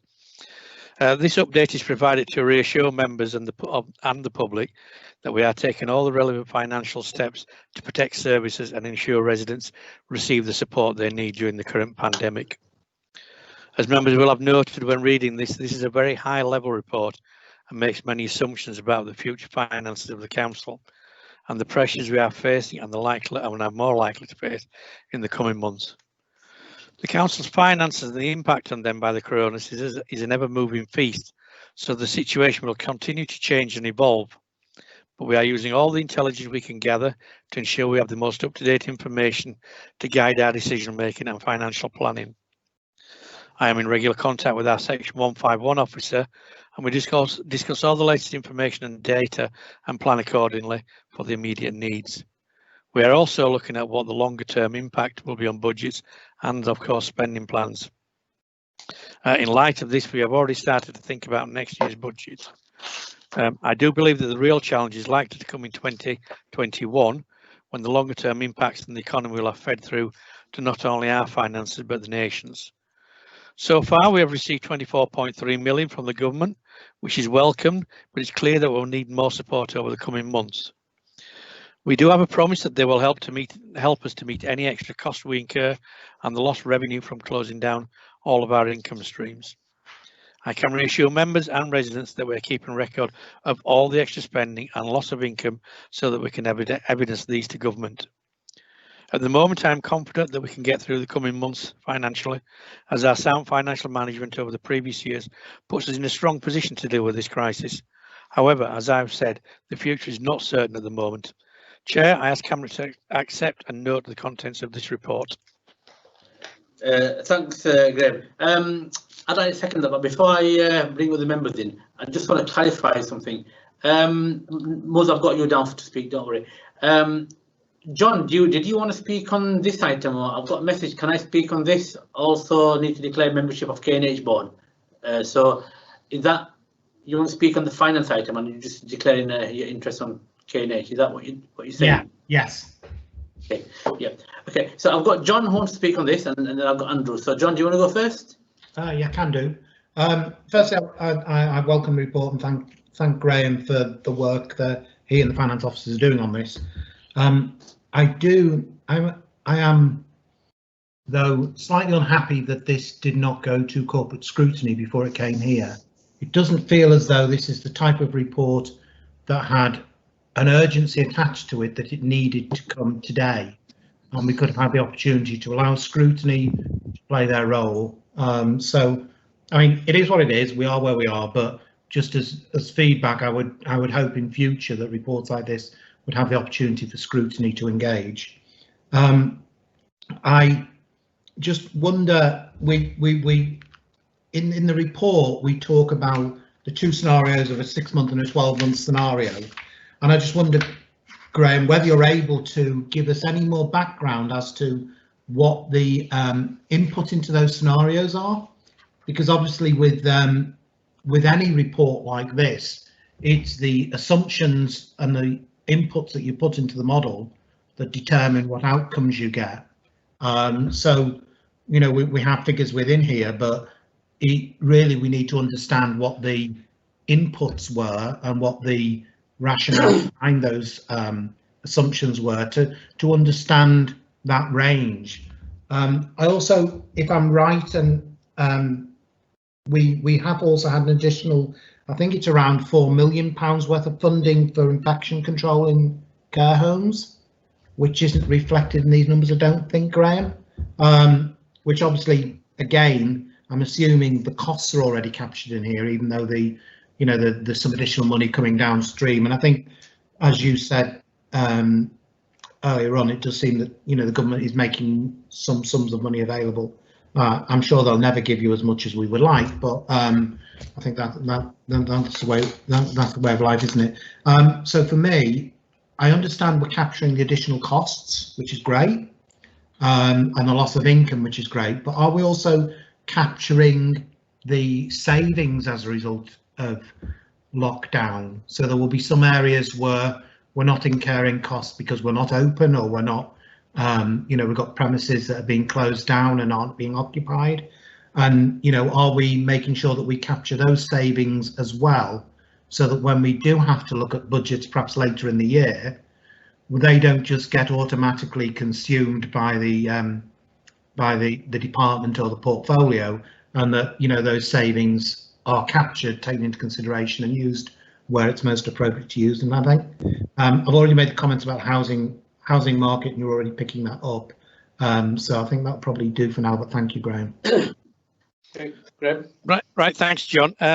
We will be looking at making sure we capture any savings, but unfortunately the savings won't be as great, because a lot of the savings will be very small, because we still have the buildings, we still have to have some caretakers on site. We won't make a great deal of savings on staff, for instance, because we still got the same amount of staff, we've just redeployed them. So whilst they may not be working in a specific building doing the job they did previously, they're doing something different. So there'll be savings, but they will be marginal compared to the overall cost of what we're spending. So, but we will be keeping an eye on that, obviously, because you would expect Eamon and I to do that. Going back to care homes, I think the care homes money came a little bit late to be fully included in this report. Yeah. So it'll be picked up.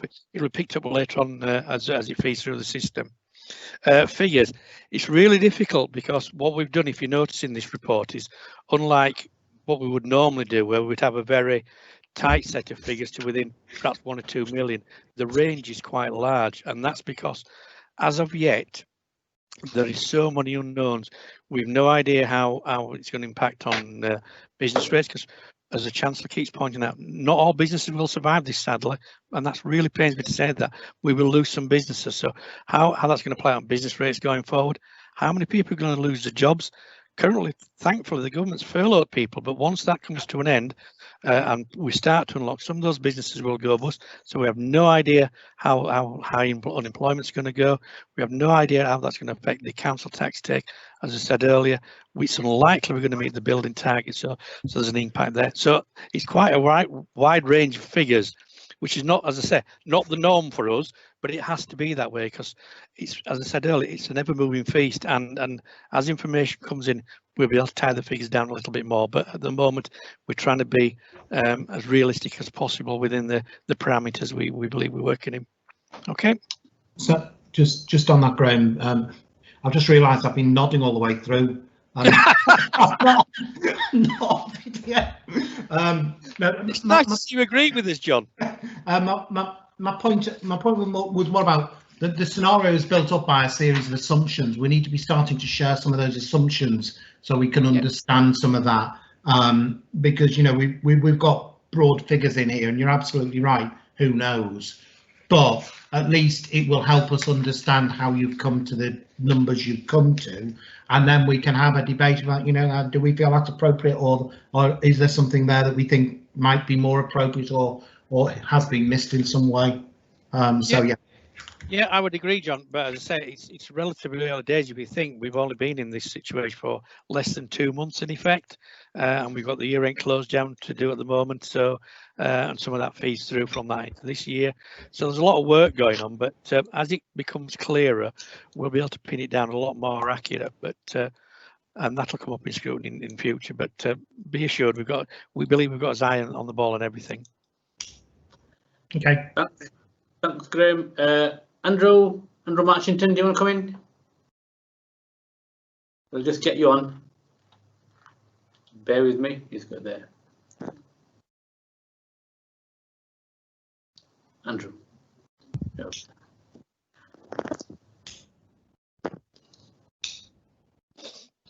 Yeah, you're there now. Go on, Andrew.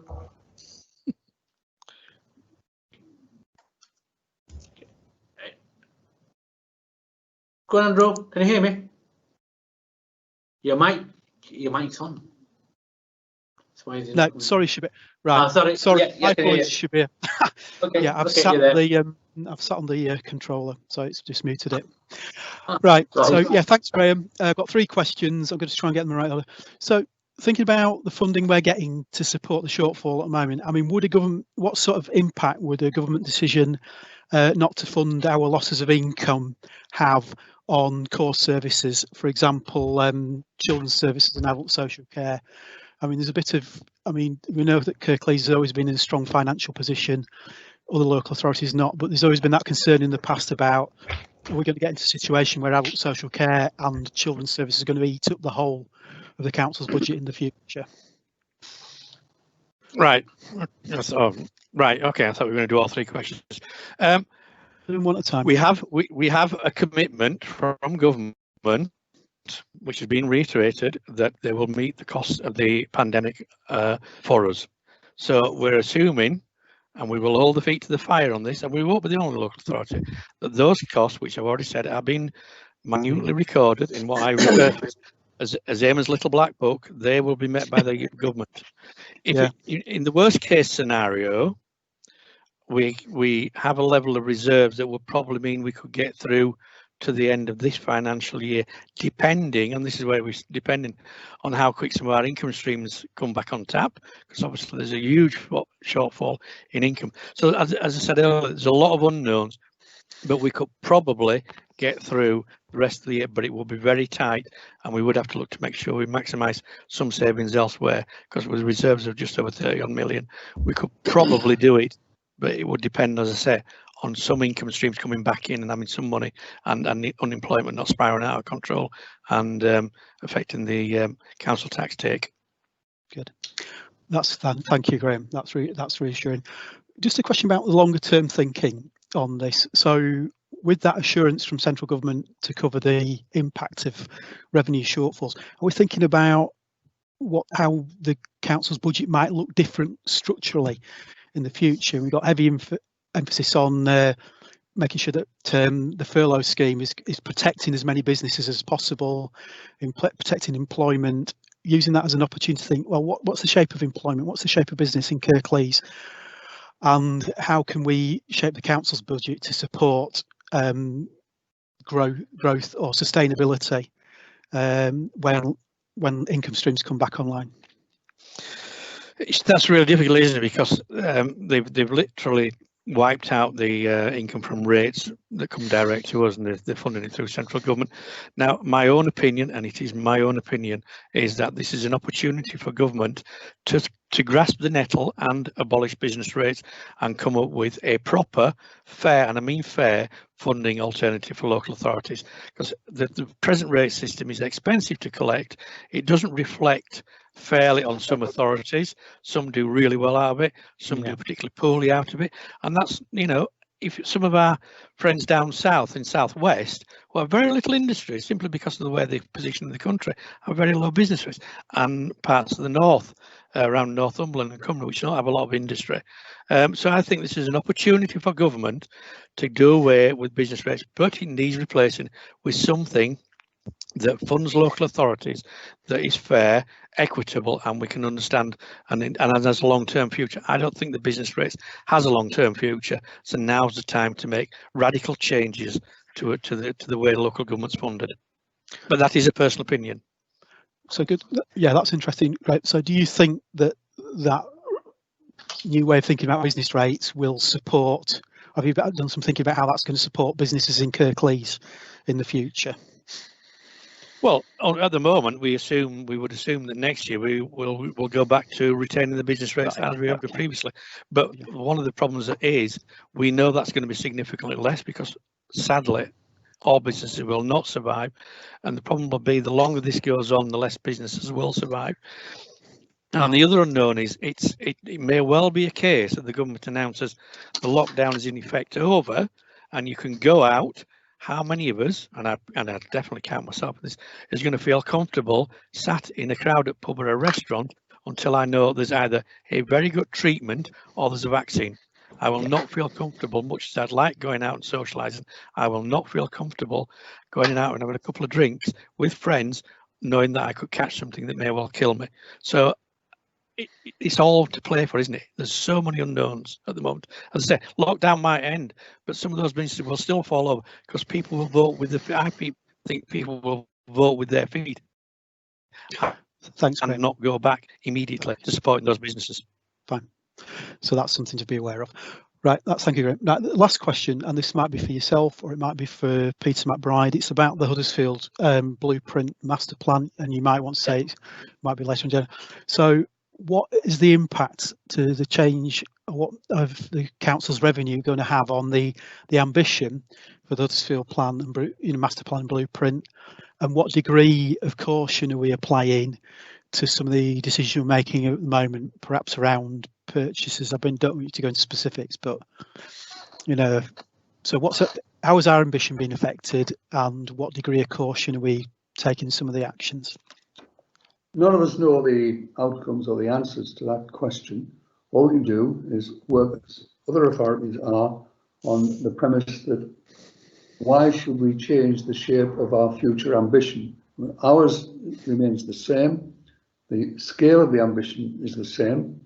And, well, every hope that we can achieve that, and in some cases, possibly more quickly. I think some of the things that have been locked down enable work to take place more quickly. So we're moving ahead on the premise that all things remain the same and we can go. I have no doubt that timescales will be affected by current events, but the only thing we can do is move as quickly as we can. Thank you. Graham, do you want to add anything on that? Yes, come on. Yes, thanks, Chair. I'll just add on a little bit. Some of the conversation we've had with the finance team is we know we may not officially be in recession, but we know we are in recession. How deep that is going to be is anybody's guess at the moment. It's clearly going to be very deep, and how long lasting again is unclear, but it's likely to last a little while, longer than the bounce back they were talking about. I think the Chancellor sort of admitted that the other day. So one of the things we've discussed is how do we, as an authority, stimulate the local economy? Part of the rebuilding of the local economy will be triggered by ourselves. So we have to continue to look at ways to invest in the borough to help stimulate that local economic growth, because we're going to be able to play a big part in rebuilding the local economy. So this will all tie in with the blueprint, and as Peter rightly says, some of the timescales might slip, so there might be some changes, but we are committed to investing in Kirklees to help rebuild the local economy for the future generations. I think it's worth pointing out, what was the situation in 1945 when the whole economy was on its knees? Britain was in a deep, deep recession, and the Attlee government carried forward with a major programme of investment and improvement and transformed this country in 5 years. I mean, if you look back in retrospect, their ambitions were ridiculous, and yet they pulled them off. It was incredible what they did. I think we could do it again. Thanks, Peter. Muz, did you want to come in? I've got you down that you wanted to speak on this item.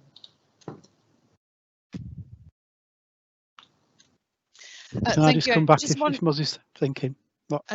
I know. Sorry. Just Andrew, did you want to ask another question? It's just that I want to. I just wanted to come back on Peter's response. Yeah.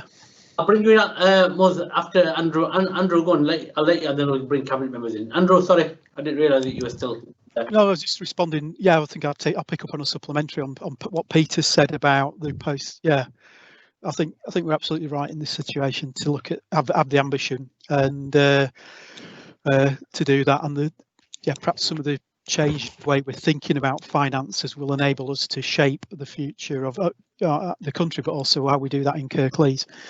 So to have a really clear idea of what ambition we have for this place and for its people is really, really important. And looking at the scale of that. So, but again, we need to be careful in some respects. So thank you, Peter and Graham, for those responses. Thanks, Andrew. And once again, my apologies, but the floor is yours now. Up to you.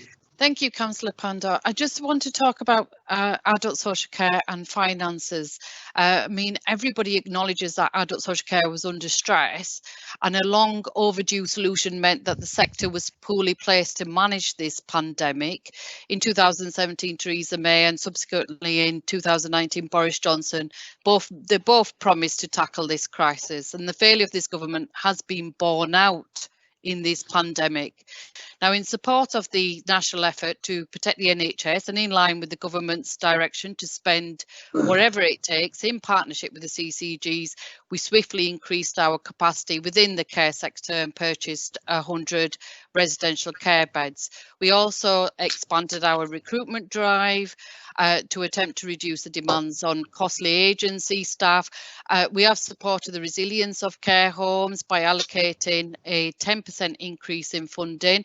5% was the annual uplift and 5% to cover additional costs for 3 months.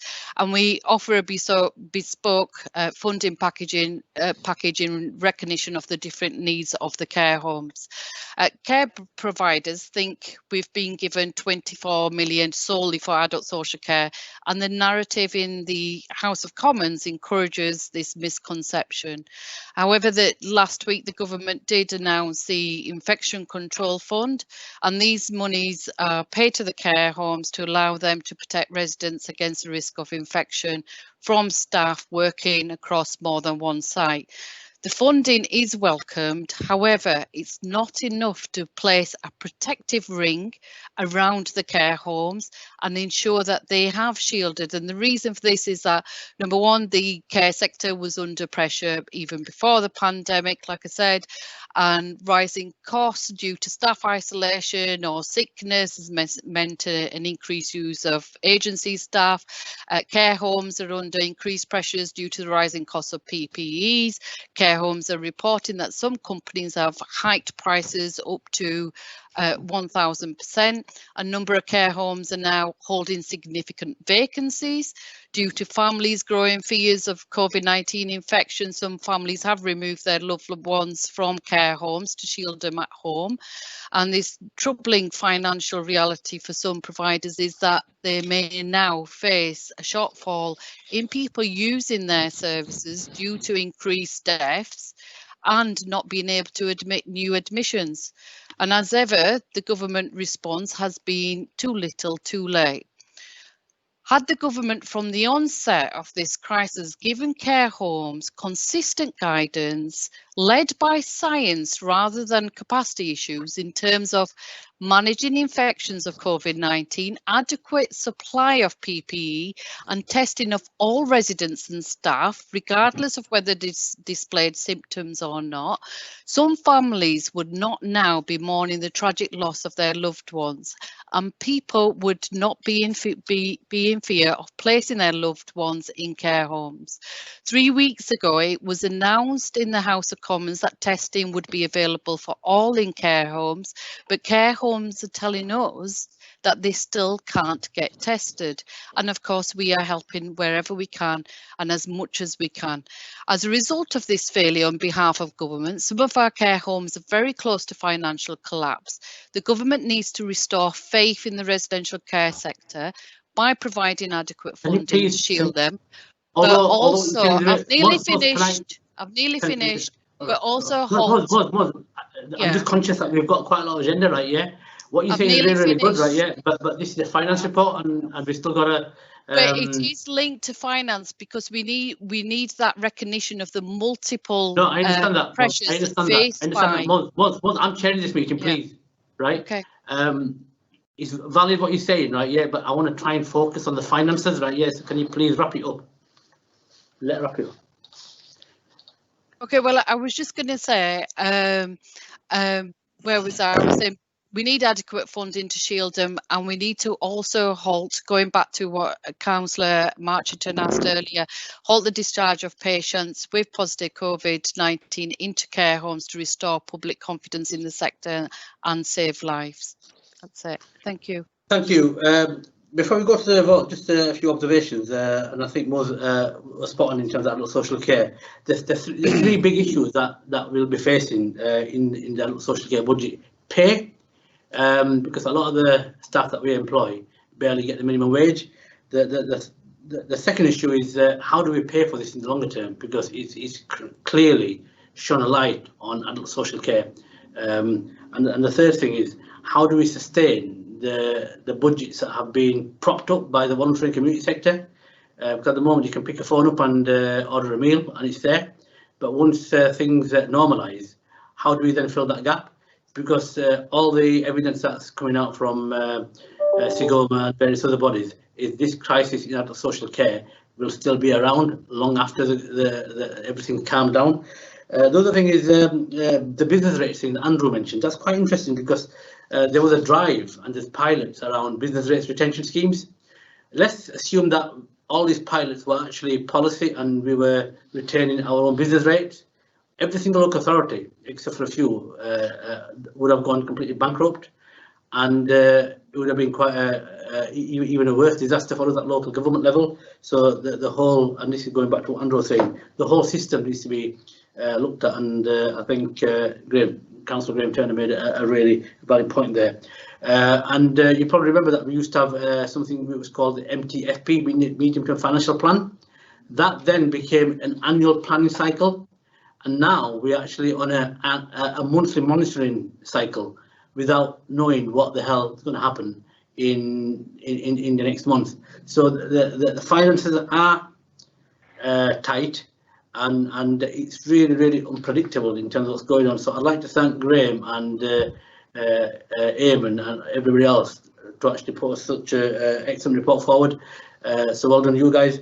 Anyway, can I move that, second that recommendation? Are we all okay? And I think we need to go to another vote now, don't we? Yeah. So, Andrea, over to you again, please. Okay, we could go to the vote then, members. Councillor Pandor? For. Councillor Kendrick? For. Councillor Khan? For. Councillor Mather? For. Councillor McBride? For. Councillor Patterson? You're on mute, Councillor Patterson.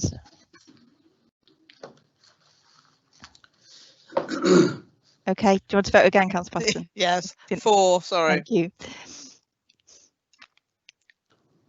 Councillor Scott? 4. Councillor Turner? 4.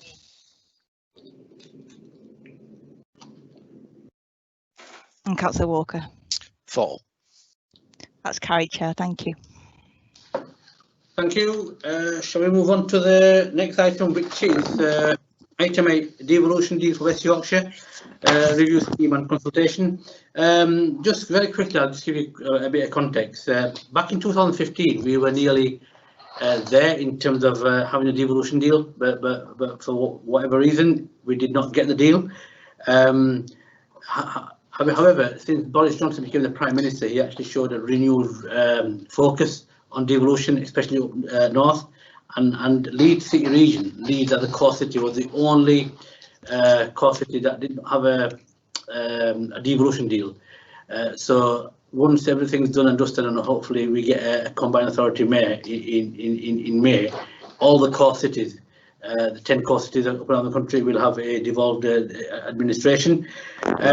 I'm also really heartened that the commitment that has been there from people like Simon Clarke, who's the Minister for Local Government, Robert Jendrick, who's the Secretary of State, and Rishi Sunak, who's the Treasurer, has been really brilliant in terms of working with them. There's been a lot of background work that's been taking place with the West Yorkshire leaders, other leaders up and down the country, also with my leaders, opposition leaders in Kirklees, and together, right? Yeah, that's what's brought us where we are today in terms of going out to consultation. Just to recap very quickly, the deal is £38 million over 30 years. Also, there is a adult education budget, which at the moment stands at £63 million. And then there is a £317 million Transforming Cities Fund. And additional to that, we'll be able to bid into extra pots of money, for example, the £4.2 million Transport Fund, where we would have had to go through a number of hoops to get that money. But because we're a mayoral combined authority, or we will be, them hoops are actually made a lot easier to jump through, and we more or less get that allocation rather than going through a bidding process. Andrew mentioned earlier on regarding the climate emergency. Although it's not on the table at the moment, that is something that the government, Simon Clarke in particular, was very keen on, saying that when the next comprehensive spending review takes place, that we as a combined authority will be looked at favourably, because we are a combined authority and we tick all the boxes. So the next stage is actually critical in terms of consultation. Although it's not making a decision at local level, it's consultation, engaging with our communities, and basically selling the idea, which we all share, regardless of which political persuasion you belong to, that we need a devolved devolution deal. And that will be the key acid test, because of which has already been mentioned, on the back of COVID, it's more difficult to engage. A lot of the consultations that have taken place in the previous devolved deals was mainly around digital consultation and electronic, but what we have committed ourselves to at the combined authority was we want to go beyond that. So we want to do more mail shots, we want to do more postal drops, and we want to engage communities that don't have access to IT. So without further ado, I'd like to move the recommendation in 6.2, 6.1, which is Council supports the recommendation in that paragraph 5 above, which will support the vision and secure additional investment and opportunities. And I'd like to thank all Kirklees councillors from across all different parties working together to deliver such a groundbreaking deal for West Yorkshire. Have we got any? I think Peter, you want to? I would second that. I think the point is that the way the government's framed it, it's essentially a local authority would be mad to say no, albeit one would have distinct reservations about the way in which it's been rushed through and without sufficient true involvement of local authorities. In the circumstances, we could not say no. Yeah, thanks, Peter. Before I bring in Councillor Hall and Councillor Marchington, who have indicated, Julie, can I ask you to just bring us up to speed on where we are and what we're doing and how we're going forward? Thanks. Good afternoon, everybody. My name's Julie Muscroft. I'm the Council Service Director for Legal Governance and Commissioning, for anybody who doesn't know me, who's watching this on live stream. This is the second report that the council's received in relation to this. I think the first one was one of Jackie's first decisions as the chief exec, using her emergency powers, which we talked about at the first virtual meeting. The report looks at the outcome of the review, which Councillor Pandor's just talked about in some detail, the details of the scheme, and I think there were some questions earlier about what that contains and what it means for the future of West Yorkshire, including Kirklees in all of that. So the report itself looks at the outcome of that review. Can you bring your headset a bit closer to your, because I think people are finding that's Apologies. better. Right, that's a lot better. You blasted my eardrum, but anyway, that's better. Do you want me to start again, or could you hear most of it? I think we could hear what you were saying, but anyway, if we can hear you a lot better. I won't shout now. Then I'll okay. Yeah. So I was saying, okay, the report is the next stage in the process. So there's been a desktop review of governance. The report, which has a lot of detail in the appendices, sets out the outcome of that review. You've already talked about lots of that already. The outcome of the review and is set out in a little bit more detail as well, and described in paragraph 215 of the report. The report also considers whether there's a benefit from the Secretary of State issuing an order, and it would improve the statutory functions that the combined authority is already setting out. And that's one of the very technical recommendations in the report that you need to agree. It sets out the draft scheme, and it also commences the consultation.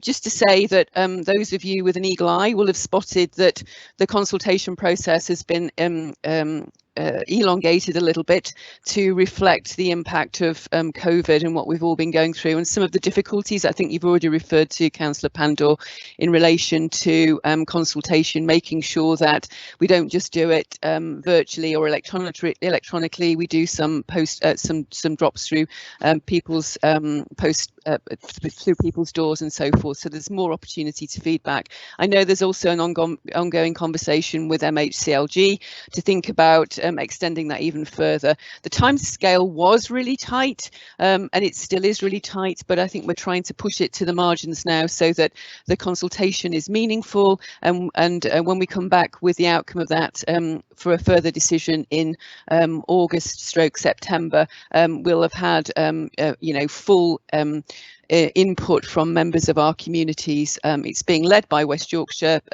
Combined Authority, but we're also taking part in that locally, and we'll be doing our own contributing to that ourselves in Kirklees. All 5 councils are taking the decision this week. I know you were at the Combined Authority earlier, Councillor Pandor. I'm assuming that they took a similar report. I know that, and I'm assuming they agreed it.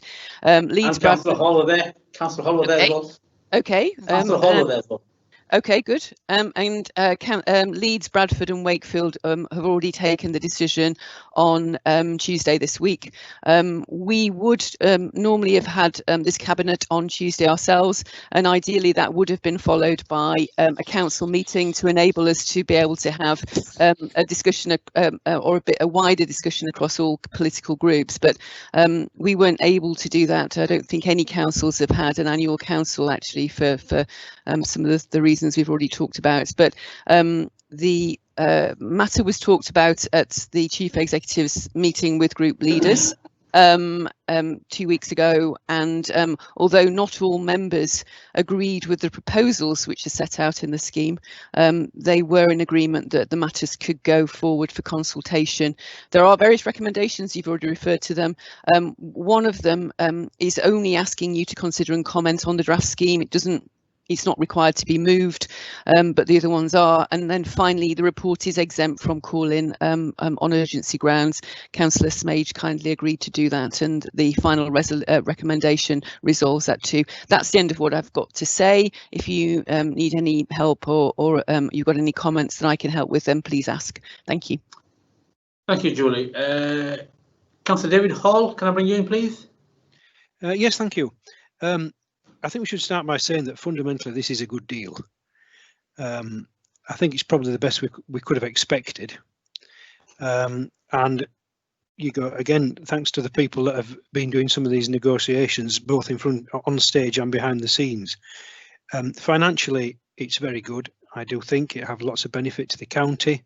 It's probably, if not the best, one of the best mayoral devolution deals which have been put before various places in the country. Now that said, it is important to recognise that with a negotiation you never get everything you want, and so I think if you asked probably everybody around this virtual table, we will probably come up with something in there which we didn't agree with, and I'm no exception to that. However, this is what consultation's about, and if we get the consultation right, we can feed into that and try and change things. The consultation, it's really important that we get this right, really important. Devolution is a word which doesn't mean much to a lot of people. It's not the sexiest of issues for the man on the Batley bus. People are worrying about their health, they're worrying about their livelihoods, and I would have thought the expectation is we'll probably get a very low response to any consultation at the moment, let alone something which doesn't really excite people. But we do have to push the boat out and make sure we do it really well, and I hope we will do that, because people need to know what the benefit will be to them. People need to know what the benefits to their families is going to be from having a mayor, not just we're going to have a mayor. They need to know that things are going to be better, or else there'll be no public support for it. So there's an explanation job, but also we've got to get the consultation right. Thank you.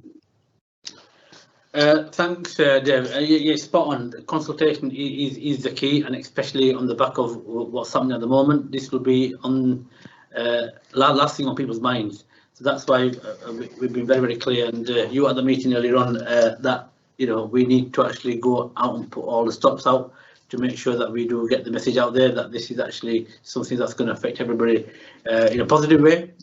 So absolutely spot on. Andrew, Councillor Andrew Marchington. Yeah, thank you, Shabir. I think, we wouldn't be standing in the way of this moving forward. I don't think we're convinced that it's going to make massive differences to the economy of the people of West Yorkshire. What we're quite clear is if we don't go ahead with this deal, we're going to be worse off. And I think it's an unfortunate position to be in. But I think, Peter's statement that we've been mad not to go through it is probably right. Having said that, I don't think some of us are very comfortable and interesting what David Hall said about picking up on the things we're not happy with in the report. The consultation, we need to be really clear about the consultation parameters, because some things are off the table. So it's the type of consultation where we say this is what's going to happen, or this is what we're being told to do. What do you think about it? And if you don't like it, I'm not sure how much we can shape some of the significant things. John Lawson, leader of our group, has said before, and I think he's quite right, that we've got to be really careful that this is not a re-centralisation of powers. So we're told that we're getting powers from Westminster coming to West Yorkshire. I think all of us could appreciate that. But what about the powers that are going from Kirklees up to the new elected mayor? So what's the account? So if you're getting some strategic planning decisions being made at West Yorkshire level rather than a Kirklees level, where's the accountability for public accountability for people in Kirklees? And one of the issues about West Yorkshire is, particularly for Kirklees and Calderdale, is that sometimes people in London forget that the West Yorkshire stretches all the way up to the Pennines. You've got all those valleys, the Calder Valley, the Combe Valley, the Home Valley, the Dearne Valley. And it's really important we have a deal that works as far as possible for everybody, from the centre of Leeds right out to the Yorkshire Dales and down to the Peak District. So, but again, having said it, it's really important we have a voice at the table and we do our best to make sure that our residents get the best out of it. Concerns about having, and I think across West Yorkshire, and I think even Leeds would be having a Leeds super mayor. I would hope even colleagues in Leeds would recognise that West Yorkshire is we want to work with Leeds. Leeds is the biggest city, but we've got some great cities and towns and across the rest of the region. So I think, so it's not standing in the way of this. The question is, I think it's about the finances and about the details. How much money is going to be left for Kirklees or West Yorkshire after the mayor's office is set up? We know these things are costly. We know they're excessively costly. How much bureaucracy is going to be? How much is going to be left over to actually do the things we'd want to do? You might not be able to answer that now. No. Right. Okay. Thanks, Andrew, and thanks for your comments and observations. My understanding is that the powers that are going from us to and Julie will come in and maybe fill detailing is this levelling up from Whitehall back to a local level, and to be honest with you, a lot of the stuff that we're getting is actually coming from Whitehall. There's some debates around planning and regional spatial strategy, and how the planning co-terminosity works, which I'll ask Julie to fill us in the detail. In terms of the finance, this is finance that's actually been negotiated and agreed, which is, like David said, probably the best deal that has been ever done, right? The Sheffield City Region deal, the Manchester City Region deal, the East Midlands Engine, and the North East. They didn't get as good a deal as what we've got, and it is due to just sheer hard work of everybody and working together. Julie, do you want to add anything, and do you want to also respond to anything else you want to respond to before we go to the vote? Thanks. I'm happy to respond. In terms of the powers, I think that's probably a good description in relation to the equalisation of powers. I think quite a lot of the powers that have changed or might look like they've been moved to the combined authority, a lot of them are exercised concurrently, so they're not just exercised by the combined authority, they will be exercised in conjunction with the relevant local authorities or local authorities relating to a particular scheme or project in those areas. So it's not quite powers all going in one direction. It's probably a little bit too detailed to comment on all of that here. So if it would help, Councillor Marchington, I'm happy to have a conversation with you and indeed others to explain the detail of some of those, if you have any particular details. Hopefully that will help. Yeah, thanks, Julian. We might want to share some of those conversations with others as well, because it's that thing about, you know, what do we mean by working with the authorities? Is that members within the authorities? Is it the leader? Is it certain members? So yeah, but I appreciate that conversation another time. Thank you. Julie, also the chat on there addressed to you to clarify regarding scrutiny at particular times. So that's addressed to you. Do you want to just respond to that? You see the chat on the right hand side? Okay, yeah. Yes, I have seen that, and actually I was in the process of sending a response to Councillor Smage, which was really, I hadn't intended to suggest otherwise. I hadn't commented really on scrutiny as part of the report. My comment in relation to the conversation with Councillor Smage was in relation to exempting the report at this stage. The conversation I had with her was that it was an exemption for this report, and we've also had conversations about the need for scrutiny throughout the process. I know that there is a meeting of WICA scrutiny this Friday where they'll be considering in some detail the consultation plan, because I know that it's something of concern, not just for Kirklees, but also for other authorities. And there's also a need to think about scrutiny as part of the next stage, so the outcome of the consultation, and also what will scrutiny look like in a new combined authority should the proposals go ahead and the order be laid, and then there's an election of a mayor next May if that happens. So yes, of course those things will be taken into account, and sorry that I didn't comment on that in any more detail when I did the presentation. Thank you. Thank you. So I moved it, Peter seconded it. Now shall we go for the vote, Andrea? Yep. So do you want to second it? Yeah. We'll Thank go for you. the vote now. Okay, Councillor Pandor. For. Councillor Kendrick. For. Councillor Khan. Sorry, you're on mute, Councillor Khan. For. You're on mute mode. Thank you. Councillor Mather. For. Councillor McBride. For. Councillor Patterson. For. Councillor Scott. For. Councillor Turner. For. And Councillor Walker. For. Thanks, Chair. It's carried.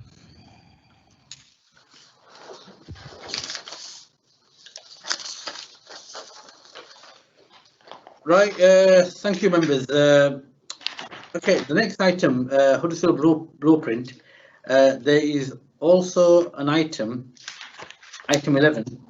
9, Chair. No. Oh, sorry, 9. Sorry, I'm jumping the gun. Yeah.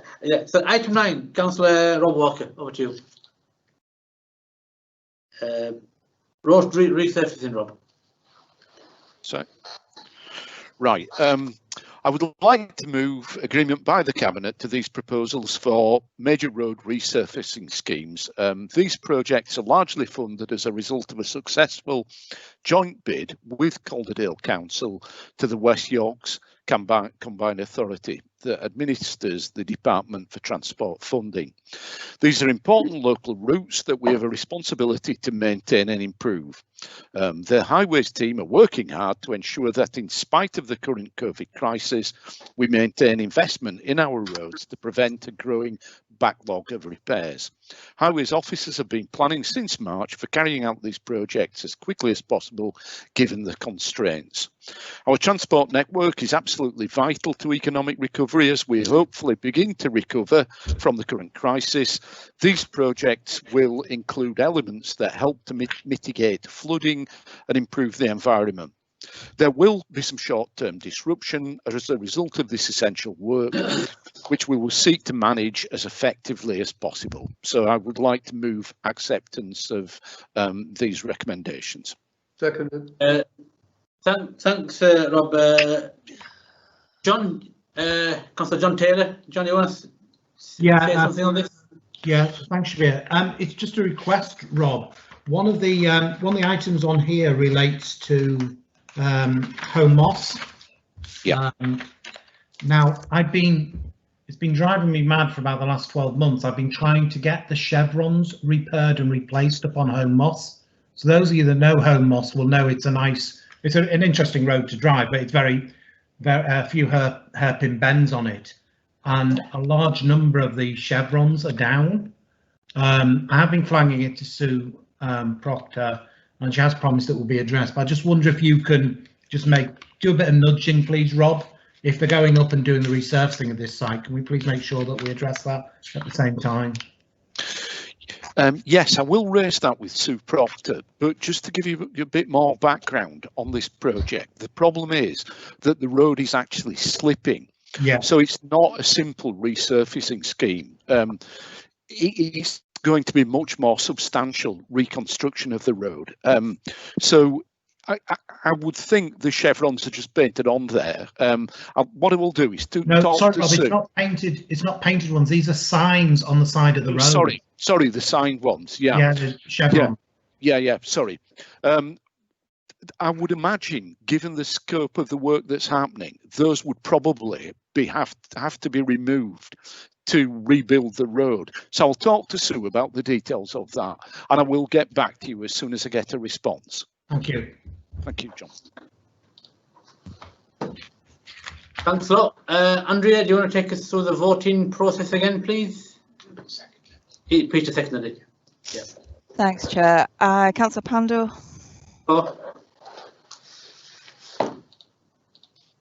Councillor Kendrick. For.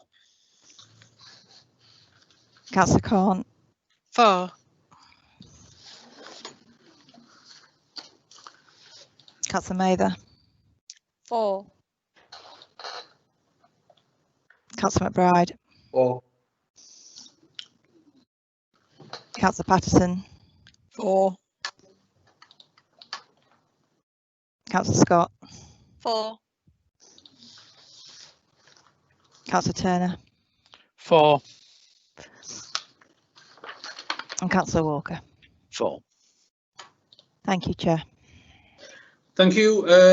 We've got item 10 on the agenda, which is Huddersfield Blueprint Land Assembly, and there's also a private report that excludes the public because there's some confidential information in there.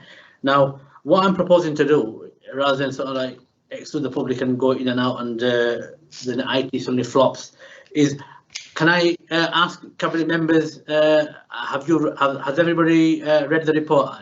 Yeah. Silence, I'll take that as everybody's read the report and they understand that report before we then go back into, well, before we make a decision on item 10. So can I take that as a given, please? Yeah. Yes. Okay. Thank you very much. So item 10, Nahid, are you gonna move this on behalf of Peter? Yes.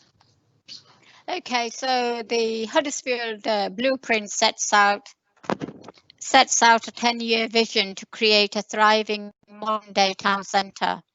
It aims to deliver 5 key objectives: a vibrant culture, art, leisure, nightlife offer, and thriving businesses, a great place to live, improved access, and enhanced public spaces. The blueprint focuses on regenerating 6 key areas: Station Gateway, St. Peter's, Kingsgate, King Street, the Civic Quarter, a new cultural heart in the Queensgate and Piazza area. The proposed property acquisition will help meet blueprint objectives and help deliver regeneration of one of its 6 key areas. The potential impacts of the coronavirus pandemic on the proposed property acquisition are considered in detail within the private report, as this is exempt information. Irrespective of COVID-19 and its impact, there is a need to bring the property into public ownership, as it is a key location in the town centre, and its development in the medium term will help deliver the vision in the blueprint. The decision on the proposed acquisition is sought at today's meeting in order to meet the timescales for external funding applications. So the Cabinet is requested to consider the content of the public report and the private report at Appendix A and other information in Appendices B to D. Approve acquisition of the property as shown in the location plan in private, Appendix B, and detailed in the site plan red line boundary in Appendix C for up to a purchase price as stated in the private report at Appendix A, paragraph 3.63.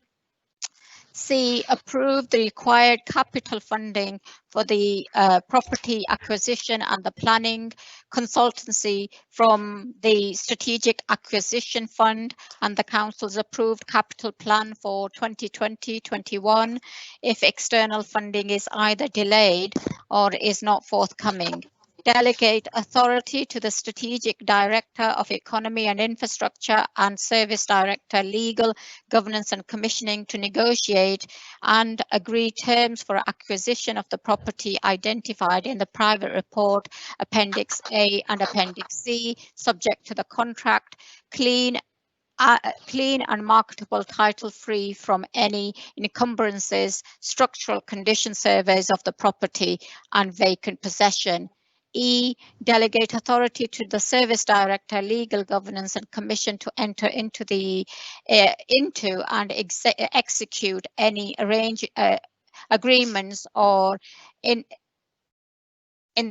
instrument relating to the acquisition of the property identified in the private paper report A and Appendix C, page 208. F, delegate authority to the Service Director, Economy and Skills to undertake the strategic and operational management of the property following acquisition, working with the Service Director, Legal, Governance and Commissioning. And finally, G, delegate authority to the Service Director, Economy and Skills to apply for planning permission and any other statutory consents that may be required to develop the property in line with the feasibility report at private Appendix D. I move. Thank you. Thank you. I'll second it. Thank you, Peter. Councillor David Hall. Dave, do you want to make a quick comment? Yeah, thank you. It is a quick one. It just occurred to me that if post-COVID shopping habits, retail habits, leisure habits turn out to be different from pre-COVID shopping and leisure habits, how or at what point are we going to reflect that in updating the plan? Do we need to be doing it now or do we wait? And if we wait, are we risking slowing down some of the development? It was just on the comment that Councillor McBride said earlier that we should progress as quickly as we can, but there seems to be a bit of a dichotomy there. Let me explain what we had a conversation about this very recently with Jackie and myself and Peter, and one of the things we were saying was that it was really about ambitions, so we can't let ambitions diminish, but what we also need to do is look at how we can speed the master plan up, because a lot of the master plan is looking at taking out retail space. You're probably aware of that, David. But in terms of what else can we do, in terms of getting on the front foot, we need to actually do that very, very quickly.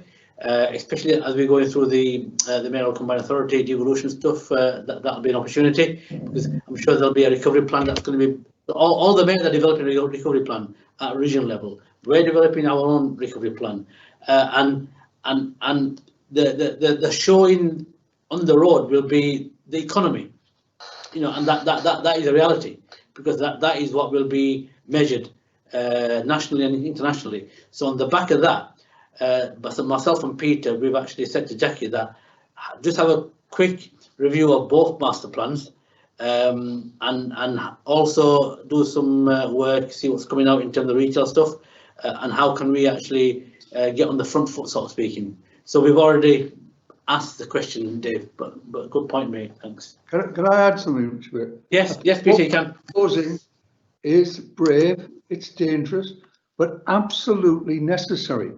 If we don't do this, this is the only hope for Kirklees, that this package, which I think is well thought through, it identifies what are the key factors which will transform the town. I think they are those factors, we've got those dead right. And I think with a reasonable wind, there's everything going for our town. The fact that we focus on the railway building is critical. It's the associated buildings are critical, and that we own the key variables is critical. If we don't develop this, and the town goes on, the town goes under, there's really nothing to save the whole of our borough, and there's 500,000 people or close to. We've got to make a gamble, but it's a sensible, intelligent gamble, and the alternative is just to let things go hang, which is an equal gamble. Right. So I hope that goes to explaining some of our thinking, Dave. But a good point. Shall we go for the vote, Andrea? Thank you, Chair. So members for, against or abstain on the recommendations. Councillor Pandor. For. Councillor Kendrick. For. Councillor Khan. For. Councillor Mather. For. Councillor McBride. For. Councillor Patterson. For.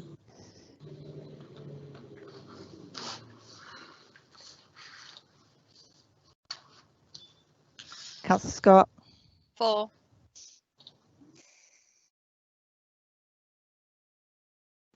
Councillor Turner. For. Councillor Walker. For. Thank you, Chair. It's carried. Thank you. That brings us to the end of that meeting. But before I do finish, you probably are aware, and I don't know how many people out there in the public are listening, but Ramadan, the month of fasting, will be over this Friday or Saturday, depending on the sighting of the moon. So what I'd like to wish everybody, both councillors and members of the public, a very happy Ramadan Mubarak. I've heard you've had a blessed month of Ramadan fasting and reflecting. I know times have been hard, but you know, a lot of the faith organisations, not least the Muslim community, have shown that, you know, they can actually social distance, and they've had to curtail their prayers and all the remembrance towards God and Allah at home. And I wish you all a very happy Eid Mubarak. Thank you very much for listening. Bye bye.